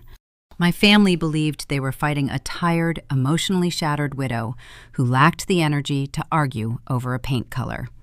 They were entirely unaware that I had just orchestrated a coordinated tactical strike that would hit them simultaneously from 3 different angles. The trap was completely invisible to the targets lounging in my living room. They were currently celebrating their stolen victory, sipping my coffee, and planning their future on my dime. I looked at the dashboard clock again. It was 8:45 in the morning. I had hours to kill before the trap snapped shut at dusk. I decided to drive to a nearby coffee shop, connect to their wireless network, and print the trespass notices Marcus had sent me. But before I could put the car into gear, my cell phone vibrated violently against my thigh. I pulled it from my pocket. It was a text message from my mother, Helen. The words on the screen proved that the parasite was not satisfied with simply stealing my house. She wanted to humiliate me in the process. The glowing text message on my cellular screen proved that my mother was not satisfied with mere theft. She required subjugation. The message from Helen read, "Louisa, we are hosting a small housewarming dinner tonight to celebrate Stephanie and Trent settling into the primary suite. Pick up 4 prime ribeye cuts from the organic butcher on Main Street and 2 bottles of that imported Cabernet you keep for holidays. Leave your credit card on the kitchen counter if you plan to sleep in the basement again." The audacity was breathtaking. She was ordering me to finance a luxury banquet to celebrate the hostile takeover of my own property. A weaker person might have typed a furious response. I simply tapped out a single-word reply. Okay. I spent the early hours of the afternoon at a local business center. I utilized their secure printers to generate the official notices of criminal trespass Marcus had emailed me. The dark ink looked sharp and final against the crisp white paper. I slid the 4 legal documents into a sleek black leather portfolio, securing them tight. Next, I drove to the organic butcher on Main Street. I purchased the most expensive cuts of beef resting in the display case. I visited the wine merchant and bought the heavy imported Cabernet my mother demanded. I paid for the exorbitant groceries with my credit card. I considered the purchase a worthy investment. Every prisoner condemned to the gallows is granted a final requested meal. I was more than happy to provide theirs. I pulled my sedan into my driveway at 5:15 in the evening. The autumn sun was beginning to dip below the tree line, casting long, stretching shadows across the manicured lawns of Oakwood Drive. Trent had parked his rusted vehicle haphazardly, leaving one tire resting directly on my front grass. It was a clear violation of the neighborhood covenant and a beautiful, unforced error that would only enrage the Homeowners Association president further. I walked through the front door carrying the heavy paper grocery bags. The house smelled of searing butter, roasted garlic, and deep, unearned entitlement. Stephanie was standing at my kitchen island wearing an apron that had belonged to my late husband. She was using a pair of steel tongs to flip the thick steaks inside my expensive cast-iron skillet. Trent was sitting at the dining room table typing furiously on his laptop. Richard was standing near the sink, polishing my crystal wine glasses with a white linen cloth. Helen emerged from the living room acting as the grand hostess of a luxury estate. She wore a tailored silk blouse and a string of pearls resting against her collarbone. She inspected the bags I placed on the granite counter. She lifted a bottle of wine, examining the vintage label with a critical eye. "This will do nicely," Helen declared. "Go wash your hands, Louisa. You look entirely exhausted. We will handle the cooking tonight. You just sit quietly and try to be pleasant." By 5:45, the dining table was fully set. They had utilized my fine china and the polished silver flatware I reserved exclusively for Thanksgiving dinners. The four of them took their seats, claiming the prime positions in the room. Trent sat at the head of the table. Helen sat to his right. Stephanie sat to his left. Richard took the seat nearest the bay window. Only one chair remained available. It was the small wooden stool pushed against the far corner near the kitchen threshold. I took my assigned seat. I did not fix a plate of food. I poured myself a tall glass of ice water and rested my hands on my lap. Richard poured the dark red wine, filling the crystal goblets to the brim. Helen raised her glass high into the air. The faceted crystal caught the warm, ambient light of the dining room chandelier. "To new beginnings," Helen announced, her voice dripping with artificial sweetness. "To Stephanie and Trent finding their perfect headquarters. And to our family finally coming together under one roof to support each other during difficult times." The three of them clinked their glasses together. The sharp ringing sound echoed through the dining room. Trent took a long swallow of the Cabernet and let out a highly satisfied sigh. He cut a large piece of the ribeye and chewed it loudly. A thin line of grease shone on his chin. "I have to say," Lou Trent said, pointing his silver fork directly at me, "you really stepped up today. That enterprise fiber network you authorized is incredible. My servers are pulling data at lightning speed. I am already mining digital currency faster than my previous setup. It is a flawless system." The dramatic irony filling the room was thick enough to carve with a steak knife. Trent was sitting at my dining table eating a premium ribeye purchased with my funds, while praising the exact digital snare I had engineered to ruin him. He truly thought the high-speed connection was a peace offering. He had no idea the network was an active tracking device, funneling a pristine digital log of his illegal commercial data directly to the internet service provider. He was bragging about his own execution. Helen cut a small piece of meat and placed it into her mouth. She chewed slowly, savoring the stolen luxury. "You know, Louisa," she said, pointing her knife toward my corner, "you really should consider staying down in the adventure room permanently. It is so much quieter for you down there. And since you are already heading that way, be a dear and fetch another bottle of wine from the cellar. We are celebrating, after all." I sat at the end of the table. The condensation from my water glass pooled against the polished wood, creating a small puddle. I looked at my mother. I looked at the pearls resting against her neck. I looked at the bankrupt woman pretending to be a queen inside a castle she did not own. In trauma nursing, there is a specific, profound silence that occurs right before an unstable patient codes.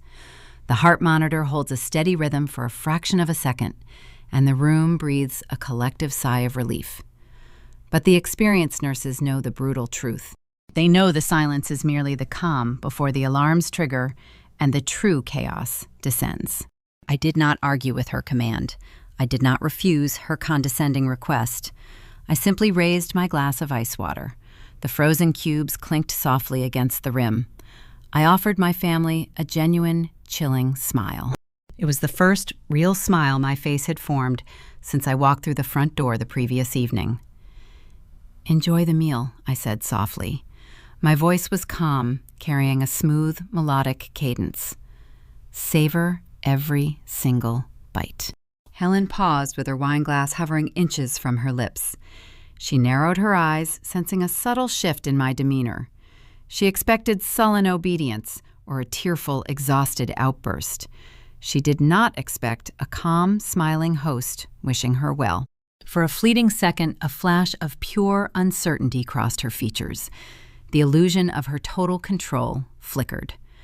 She recovered quickly, taking a sip of her drink and turning her attention back to Stephanie. They resumed their chatter, discussing interior design plans for the rest of my house.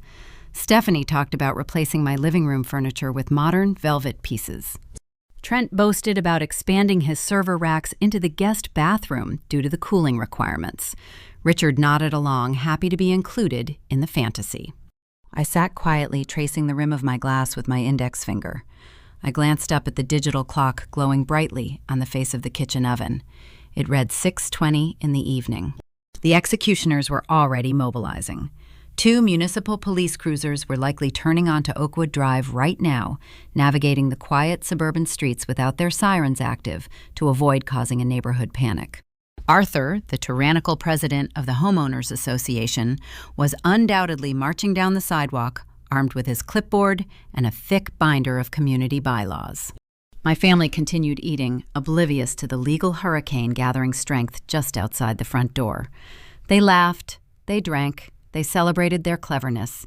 They were lounging comfortably on the deck of a sinking ship, toasting to the horizon while the hull tore open beneath their feet. The oven clock clicked forward to 6:25. A heavy silence suddenly fell over the dining room as a strange sound interrupted their dinner conversation. Trent stopped chewing. Stephanie lowered her fork. The sound was distinct and authoritative. It was the heavy, synchronized crunch of multiple boots stepping onto the gravel walkway leading up to my front porch. The heavy, synchronized crunch of multiple boots stepping onto the gravel walkway belonged to Arthur. The Homeowners Association president did not knock on my door. He pounded on the thick wood with the flat of his palm. Trent paused his chewing.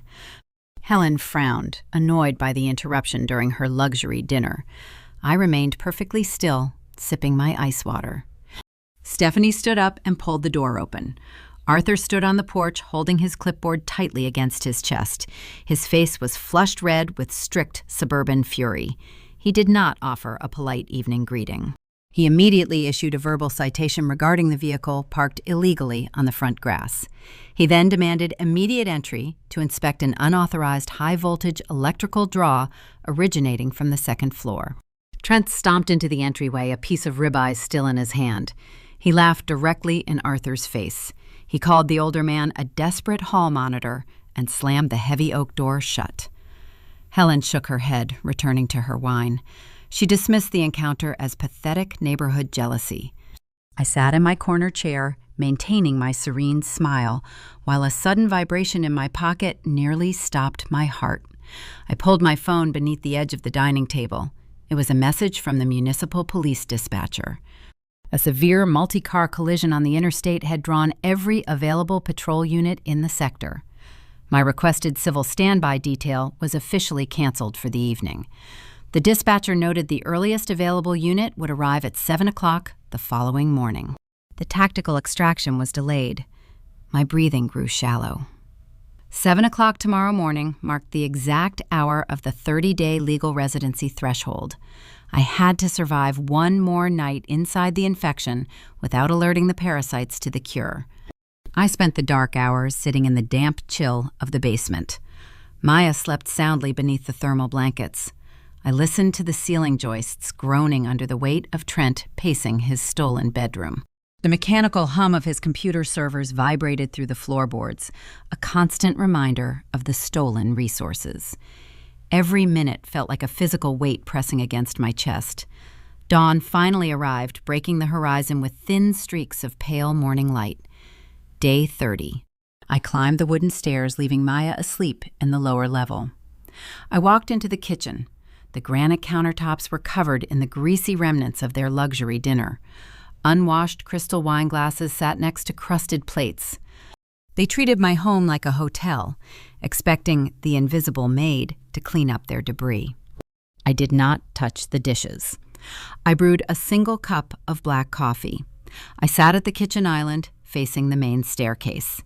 The digital clock on the oven display shifted to 7 o'clock. The 30-day mark was officially here. The legal window had closed. They were now tenants in the eyes of the state. Or they would be if they were not already criminal trespassers under the notices resting inside my black leather portfolio. I pulled my cellular phone from my pocket. I opened the administrative application for the internet service provider. The dashboard displayed a substantial amount of data funneling through the enterprise fiber network. Trent's machines were working at maximum capacity processing digital currency on my infrastructure. I took a slow sip of the dark, bitter coffee. The hot liquid warmed my throat. I pressed my thumb against the red icon labeled Network Kill Switch. The application prompted a secondary confirmation window asking if I wanted to sever all connectivity to the address. I tapped Confirm. The small green indicator lights on the router mounted against the hallway wall instantly blinked out. The digital pipeline was severed. The flow of data flatlined. I sat in the quiet kitchen holding my ceramic mug, waiting for the inevitable biological reaction from the host body. 10 seconds passed. A guttural, furious scream erupted from the primary bedroom upstairs. It was a loud, panicked noise, resembling an animal caught in a snare. The sound of a heavy chair being kicked sharply against the drywall echoed through the ceiling.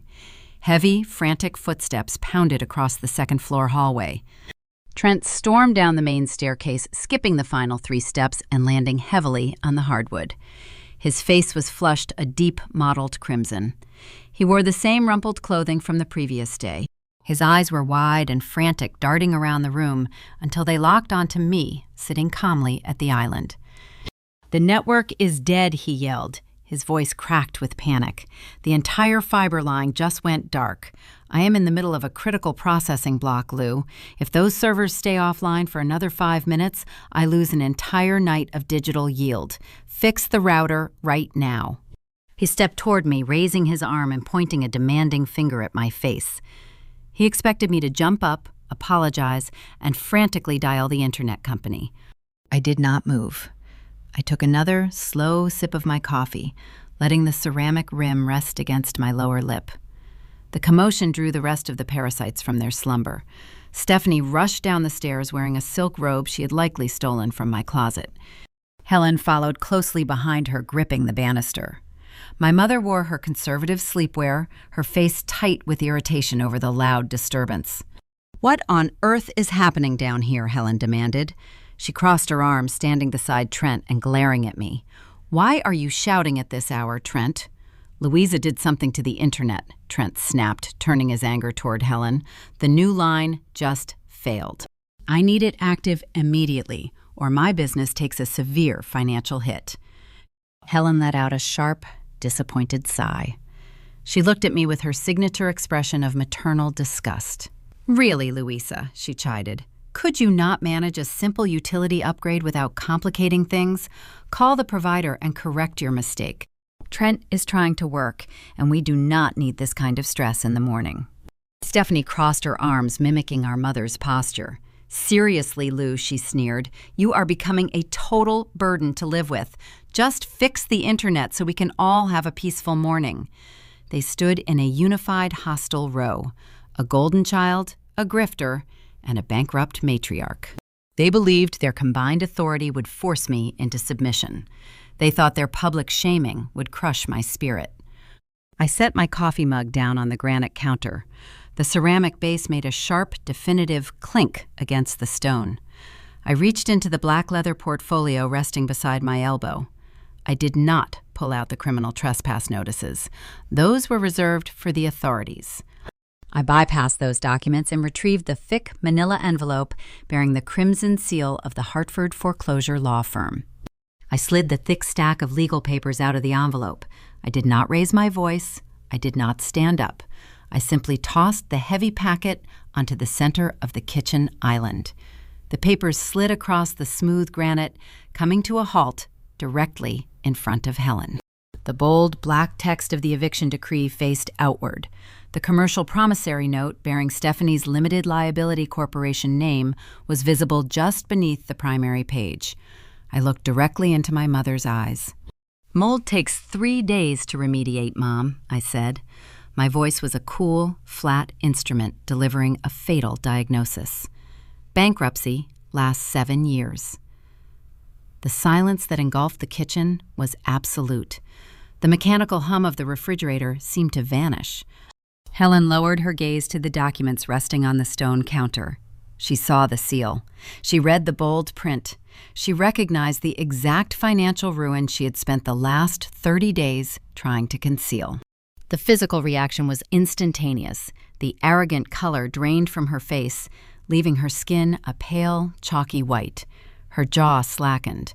The practiced corporate authority she wore like armor dissolved into total, hollow panic. She opened her mouth to speak, but her vocal cords failed to produce a sound. Stephanie leaned forward, squinting at the paperwork. When she recognized the name of her failed wellness boutique printed on the loan default notice, she took a physical step backward. She bumped into Trent, her eyes wide with sudden terror. The illusion shattered into 1,000 jagged pieces right there on the kitchen floor. The unified front collapsed. They realized in a single devastating moment that I knew every single detail of their financial demise. I knew they were homeless. I knew Stephanie caused the ruin. I knew the mold story was a pathetic fabrication. The exhausted, fragile widow they thought they were manipulating did not exist. Helen swallowed hard. Her hands began to tremble. She reached out toward the papers, her fingers hovering over the eviction decree. "Louisa," she whispered, her voice barely a rasp. "You do not understand. We can explain everything. We just need a little more time to—" Before she could spin a new lie, before she could formulate a single, fresh manipulation to salvage her sinking ship, a sound interrupted her. It was a heavy, authoritative pounding on my front door. It was not the angry, frantic knocking of a neighborhood association president. It was the synchronized, commanding strike of municipal law enforcement demanding immediate entry. The heavy strikes against the solid oak front door echoed through the silent kitchen. The sudden noise hit my mother like a physical blow. Her shoulders jerked upward in shock. Trent backed away from the granite island, his eyes darting toward the entryway. Stephanie wrapped her arms around her silk robe, pulling the fabric tight against her chest. I did not rush. I picked up the black leather portfolio resting near my coffee mug. I walked past the three of them, navigating the hallway with measured, deliberate steps. I grasped the brass handle and pulled the heavy door inward. Standing on my front porch were two uniformed municipal police officers. Their dark blue utility belts gleamed in the morning sun, holding radios, batons, and service weapons. Flanking them was Arthur, the neighborhood association president. Arthur looked like a general reporting to the front lines. He clutched his trademark clipboard, his face set in a rigid, furious scowl. The older police officer removed his dark sunglasses and looked past my shoulder, surveying the frantic individuals cowering in the kitchen. "Ms. Morgan," the older officer asked. His silver name tag read, Sergeant Miller. "I am Louisa Morgan," I replied, keeping my vocal register even and professional. I requested the civil standby detail. I unzipped the leather portfolio. I retrieved the certified copy of my property deed and handed it to the sergeant. Then I handed him the 4 individual criminal trespass notices drafted by my litigation attorney. "These 4 people are bankrupt," I stated clearly, ensuring my voice carried into the kitchen. "They have occupied this address for 29.5 days. They are attempting to seize my real estate to escape their financial ruin. I am formally revoking any implied permission to remain on the premises. I want them removed right now." Trent pushed his way into the foyer. He puffed out his chest, trying to summon the arrogant bravado he had displayed just 10 minutes prior. "You cannot kick us out," he yelled, pointing a shaking finger at the police. "We receive our mail here. We have legal tenancy. We are claiming squatters' rights. You officers know the law. You cannot force us to leave without a court-ordered eviction process." Sergeant Miller inspected the trespass documents. He cross-referenced the dates and times listed on the official legal drafts. He looked up at Trent with an expression of profound boredom. He had dealt with amateur legal scholars countless times during his career. "You arrived on the 4th of last month, at exactly 7 in the evening," the sergeant noted, stating the facts plainly. "Today is the 30th. The current time is 7:15 in the morning. State law requires 30 full 24-hour cycles of continuous habitation to establish a tenancy claim. You are roughly 12 hours short, buddy. This is not a civil dispute anymore. This is criminal trespass. Pack a bag." While Trent stood paralyzed by the legal math, Arthur pushed his way past the officers. His eyes scanned the ceiling and the thick electrical extension cords trailing down the main staircase. He marched directly toward the second-floor landing. Trent tried to block his path, but the younger police officer stepped forward, forcing the grifter to retreat. Arthur crested the stairs. Within seconds, a booming, furious voice echoed down the hallway. "What in the name of God is this?" Arthur bellowed. He descended the stairs a moment later, his face purple with pure suburban rage. He pointed his pen directly at Trent. "You installed an industrial cryptocurrency server farm inside a residential bedroom. You drilled through the drywall to run high-voltage cables, bypassing the primary breaker panel. That is a Class A fire hazard and a direct violation of our commercial zoning bylaws." Arthur flipped open his binder and began scribbling furiously on a carbon copy citation pad. "I am levying an immediate astronomical penalty for the unauthorized commercial enterprise. I am adding $2,000 for the severe structural fire risk, plus the vehicle parked illegally on the front turf." He ripped the yellow paper from the pad and shoved it into Trent's chest. "You are lucky I am not calling the fire marshal to condemn your hardware on the spot." The sheer velocity of the counterstrike broke the invaders. Stephanie collapsed against the hallway wall, sliding down until she hit the floorboards. She buried her face in her hands and began to sob. It was not a delicate, sorrowful cry. It was the loud, ugly weeping of a spoiled child realizing the safety net was permanently gone. She wailed about having nowhere to go, complaining that her designer clothes would be ruined in the process. Helen watched her golden child weeping on the floor. The matriarch made one final desperate attempt to salvage her stolen kingdom. She smoothed the front of her tailored blouse and approached Sergeant Miller, offering a trembling, artificial smile. "Officer, there has been a terrible misunderstanding," she cooed, trying to coat her words in maternal charm. "We are a loving family. My daughter Louisa has been under immense psychological stress since her husband passed away. She is not thinking clearly this morning. We are just here to help her manage the property. Please let us sit down and discuss this reasonably over some coffee." Sergeant Miller did not smile back. He looked at the torn garbage bags on my lawn, which he had passed on his way to the door. He looked at the wood shavings covering the hardwood floor from the altered locks. He looked at the thick stack of foreclosure documents resting on the kitchen island. "Ma'am," he said, his tone hard and unyielding. "The homeowner possesses the deed. The homeowner possesses the legal notices. You possess an expired welcome. I do not care about your family dynamics or your excuses. You have exactly 10 minutes to gather whatever personal belongings you can carry before I place you in handcuffs and transport you to the municipal holding cells." The word handcuffs triggered a chaotic, frantic scramble. The arrogant conquerors transformed into fleeing refugees. Trent sprinted up the stairs, desperately grabbing armfuls of tangled cords and expensive processing components. He shoved delicate computer hardware into cheap canvas duffel bags, not caring about the damage he was causing to his own equipment. Stephanie ran toward the guest room, throwing makeup palettes and shoes into whatever container she could find. Richard quietly gathered his coats, his head bowed in total humiliation. The master of weaponized incompetence had no newspaper to hide behind today.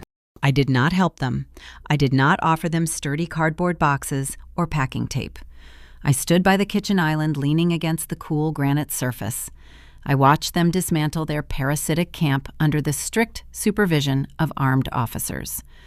The extraction was clean, swift, and entirely ruthless. They had tried to push me and my grieving daughter into a damp, freezing basement. They had planned to devour my income and overwrite my authority. Now they were shoving their entire existence into flimsy sacks under the threat of incarceration. I checked the oven clock. It was 7:30.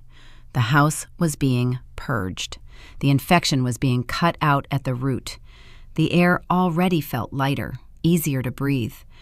The officers stood with their hands resting near their duty belts, hurrying the trespassers along whenever they tried to linger. The end was unfolding exactly as I had charted it. The 10-minute deadline issued by the police sergeant created a frantic, chaotic stampede inside my hallways. The sound of zippers tearing, cardboard tearing, and heavy boots stomping across the hardwood echoed through the house. The invaders were moving with the specific, panicked adrenaline of prey attempting to escape a closing trap. Trent was struggling. He stood at the top of the main staircase attempting to navigate the narrow landing while dragging two massive black canvas equipment bags. The bags were bulging, straining against the synthetic seams.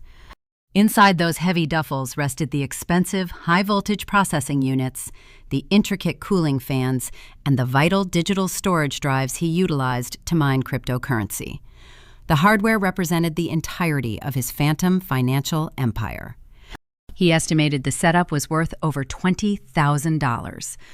He gripped the nylon straps, his knuckles white with exertion.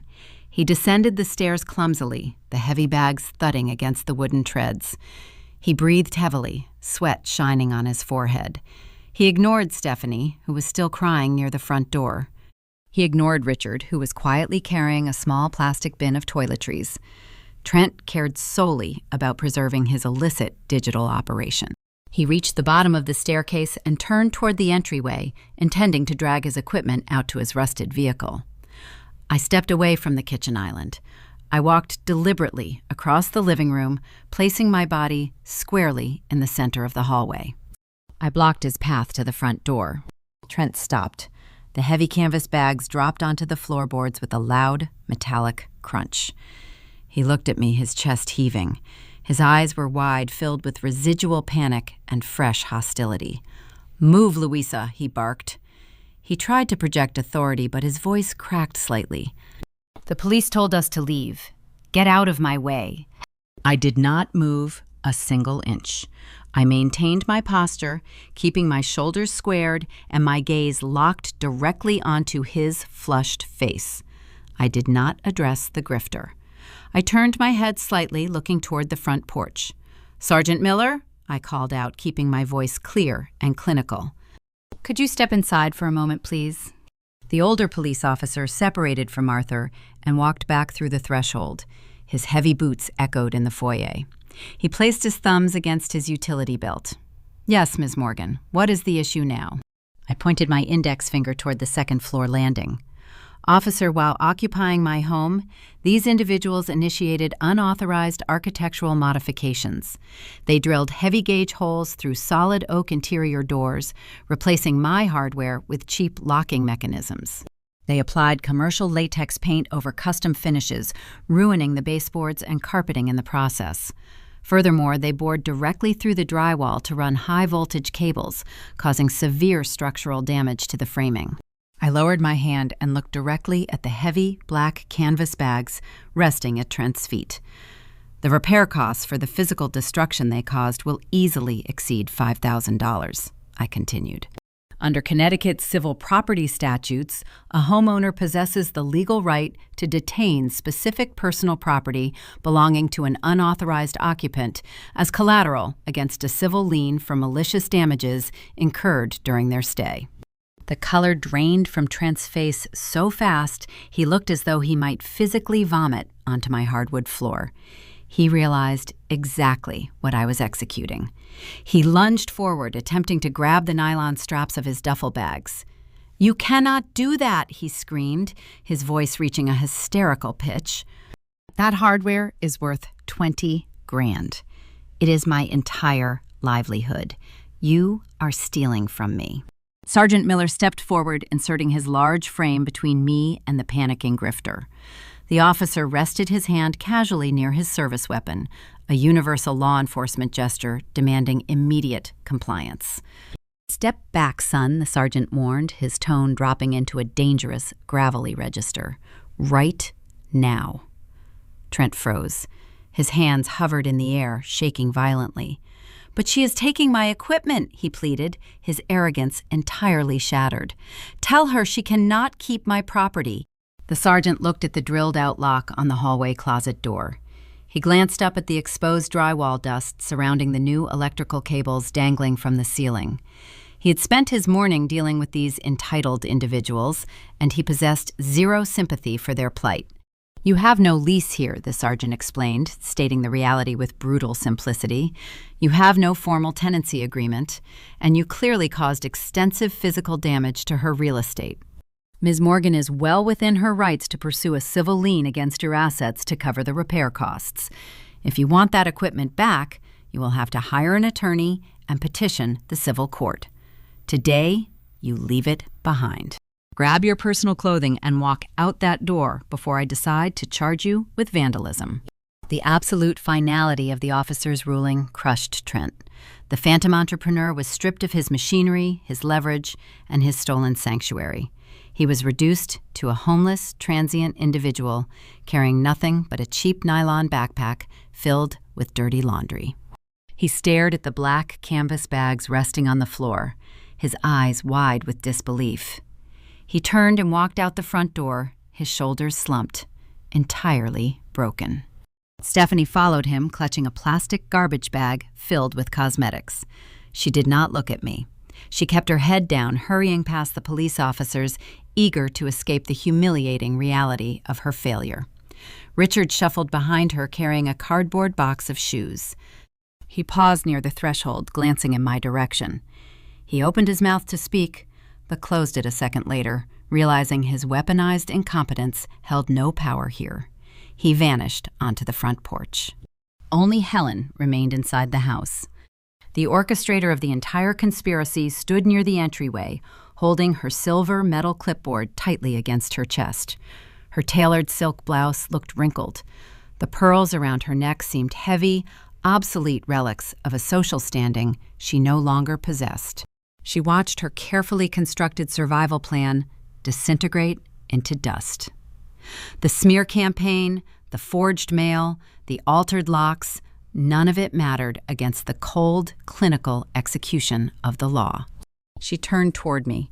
The maternal mask was entirely gone, her features contorted into an expression of pure, unadulterated venom. She looked at me not as a daughter, but as an enemy who had outmaneuvered her on the battlefield. "You are dead to us, Louisa," she hissed. Her voice was sharp, dripping with toxic finality. "Do not ever contact me again.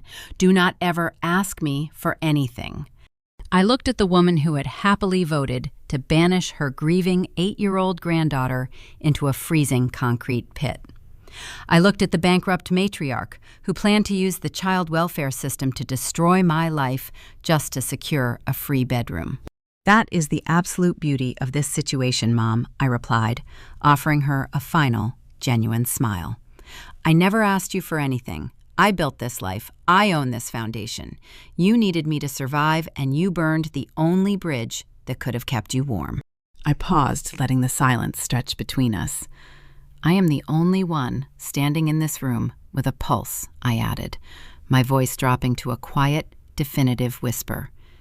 "Get off my lawn." Helen stared at me for 3 long seconds. The truth of my words hit her, marking the exact moment she realized she possessed zero power over my existence. She turned on her heel, marching out the front door and descending the wooden steps. I walked forward, grasping the heavy brass handle. I watched the 4 of them drag their pathetic trash bags and plastic bins across my driveway, heading toward Trent's illegally parked vehicle. I watched Arthur, the neighborhood association president, hand Trent the massive yellow citation slip. I pushed the solid oak door shut. The heavy latch clicked into place, echoing through the quiet foyer. I turned the deadbolt, securing the perimeter. The infection was formally extracted. The patient was stabilized. The silence returning to my home was not heavy or hostile. It was the beautiful, pristine quiet of a sanctuary reclaimed. The house belonged to me again. The psychological war was over, but the healing process was just beginning. The heavy deadbolt sliding into the strike plate produced a sharp, metallic click. That simple sound acted as a physical release valve for the agonizing pressure built up over the past 30 days. I leaned the back of my head against the solid oak wood, closing my eyes and listening to the profound stillness of my own home. The frantic echoes of heavy boots dragging luggage and the panicked sobbing of my sister faded into memory. the house felt lighter. It felt as though a crushing architectural weight had been lifted from the foundation. I opened my eyes and began the vital process of decontamination. I walked through the lower level and the main floor, unlatching every single window. I pushed the glass panes upward, allowing the crisp, clean Connecticut autumn breeze to sweep through the hallways. The rushing wind chased away the synthetic lavender aerosol, the stale scent of spilled beer, and the lingering odor of unearned entitlement. I gathered the remaining trash they had left behind, tossing discarded coffee cups and torn packaging into a municipal bin outside. By noon, I drove to the local hardware store. I stood before the vast wall of color swatches, holding a small piece of chipped drywall I had saved from 3 years ago. I matched the exact hue. The label read, Morning Light. I purchased 2 premium gallons of the soft, warm yellow primer and a collection of fresh rollers. Returning home, I carried the supplies up the main staircase and stepped into my daughter's bedroom. The harsh industrial gray coating the walls looked cold and unforgiving. It represented the transactional, heartless nature of the invaders who tried to steal her space. I laid down clean canvas dropcloths over her floral rug. I poured the thick golden liquid into a metal tray. I dipped the textured roller into the paint and pressed it against the drywall. The physical labor served as a profound therapeutic release. With every upward stroke of my arms, I erased a fraction of their hostility. I watched the bleak gray disappear beneath the bright, optimistic yellow. My shoulders ached and my nursing clogs slipped against the canvas, but I did not stop to rest. I worked through the afternoon and deep into the evening, powered by the pure adrenaline of a mother reclaiming her territory. Layer by layer, the coldness vanished. The room transformed back into the warm, inviting sanctuary I had originally built for my grieving child. Near midnight, the painting was finished. The walls glowed softly under the overhead light. I left the bedroom door open to let the fresh paint cure and walked downstairs to address the most crucial artifacts of the entire ordeal. I opened the trunk of my sedan, retrieving the stack of folded flannel shirts I had rescued from the damp grass early that morning. I carried them into my laundry room. I treated the fabrics with the same reverence a curator uses when handling historical textiles. I pre-treated the collars where the coffee grounds had stained the cotton. I picked away the tiny invisible fragments of eggshells my mother had carelessly discarded. I placed the shirts into the washing machine, selecting the gentle cycle and pouring in a mild detergent. I sat on a wooden stool watching the water swirl behind the glass door. The rhythmic, mechanical thumping of the drum grounded my racing thoughts. When the cycle ended, I transferred the garments to the dryer. An hour later, I pulled them out. The abrasive stains were gone. The foul odor of the kitchen waste was replaced by the clean, neutral scent of fresh linen. But underneath the detergent, a faint hint of cedar remained woven deep into the heavy threads. I folded the green plaid, the blue work shirt, and the heavy gray overshirt with meticulous care. I carried the pristine stack upstairs and placed them gently into the bottom storage bin inside the freshly painted yellow closet. The erasure was reversed. The memory of her father was restored to its rightful place. The following morning, the house was pristine. I walked into the hallway to inspect the corner where Trent had piled his illicit hardware. The heavy black processing units and tangled power cords sat stacked against the baseboard, silent and useless. They were no longer the engine of his phantom financial empire. They were simply collateral, waiting for the civil court to assess the property damage he caused to my doors and drywall. The financial boundary was secure. I grabbed my car keys and drove the short 10-minute route to my coworker's neighborhood. Jess was sitting on her front porch reading a novel while Maya drew pictures with colorful chalk on the concrete driveway. I thanked my colleague for providing a safe harbor during the storm. Jess offered a knowing nod, squeezing my shoulder before going back inside. Maya climbed into the passenger seat, buckling her belt. She looked at me with hesitant, cautious eyes. "Is the plumbing fixed, Mom?" she asked, her voice quiet. "The problem is entirely resolved, sweetie," I promised, offering her a bright, relaxed smile. "The house is safe to go back into." We drove back to Oakwood Drive. I parked the sedan in the garage. We walked up the front steps together. I unlocked the front door and pushed it open. Maya stepped inside, pausing on the threshold. Her small nose twitched, smelling the crisp, fresh air circulating through the open windows. She looked down at the entryway mat. The heavy, scuffed work boots and the careless leather mules were missing. The house was silent, but it was a warm, inviting quiet. I guided her up the main staircase. She kept her small hand wrapped tight around my fingers. We reached the top landing and turned toward her bedroom. I stepped aside, letting her look through the doorway. Her eyes widened. The harsh gray walls were gone, replaced by the brilliant morning yellow. Her floral rug was clean. Her stuffed animals rested on her neatly made bed. The closet door was open, revealing the familiar plastic bins resting safely on the floor. I walked over to the wall outlet near her bedside table. I retrieved a small ceramic nightlight shaped like a crescent moon from my pocket. I plugged the prongs into the socket and flicked the tiny switch. A soft golden glow radiated against the fresh paint, creating a small pebble of warmth in the quiet room. Maya walked toward the bed. She ran her hand over her favorite quilt. She turned around and sprinted across the floor, throwing her arms around my waist. She buried her face against my scrub jacket, squeezing me with incredible strength. "I like our house just us, Mom," she whispered against the fabric. I rested my chin on the top of her head, breathing in the scent of her strawberry shampoo. "Just us," I agreed. The healing process begins the moment you cut the infection away.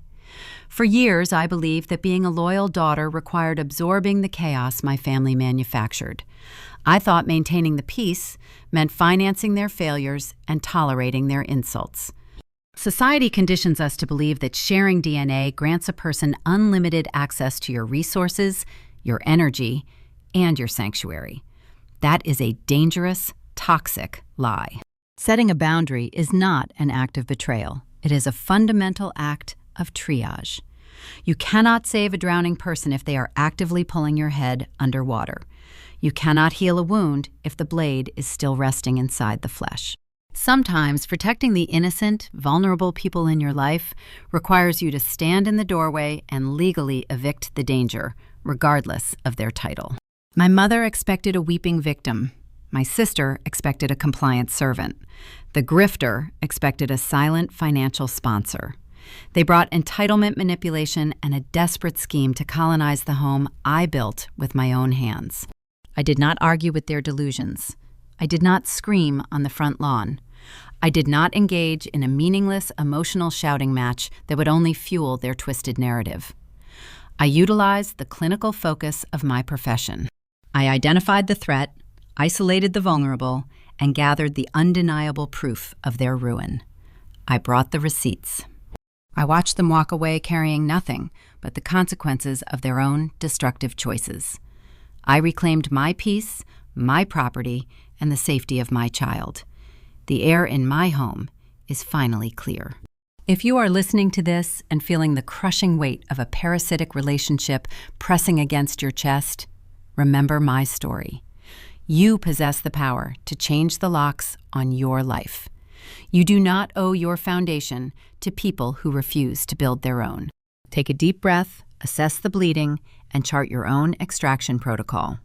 What boundary do you need to draw today?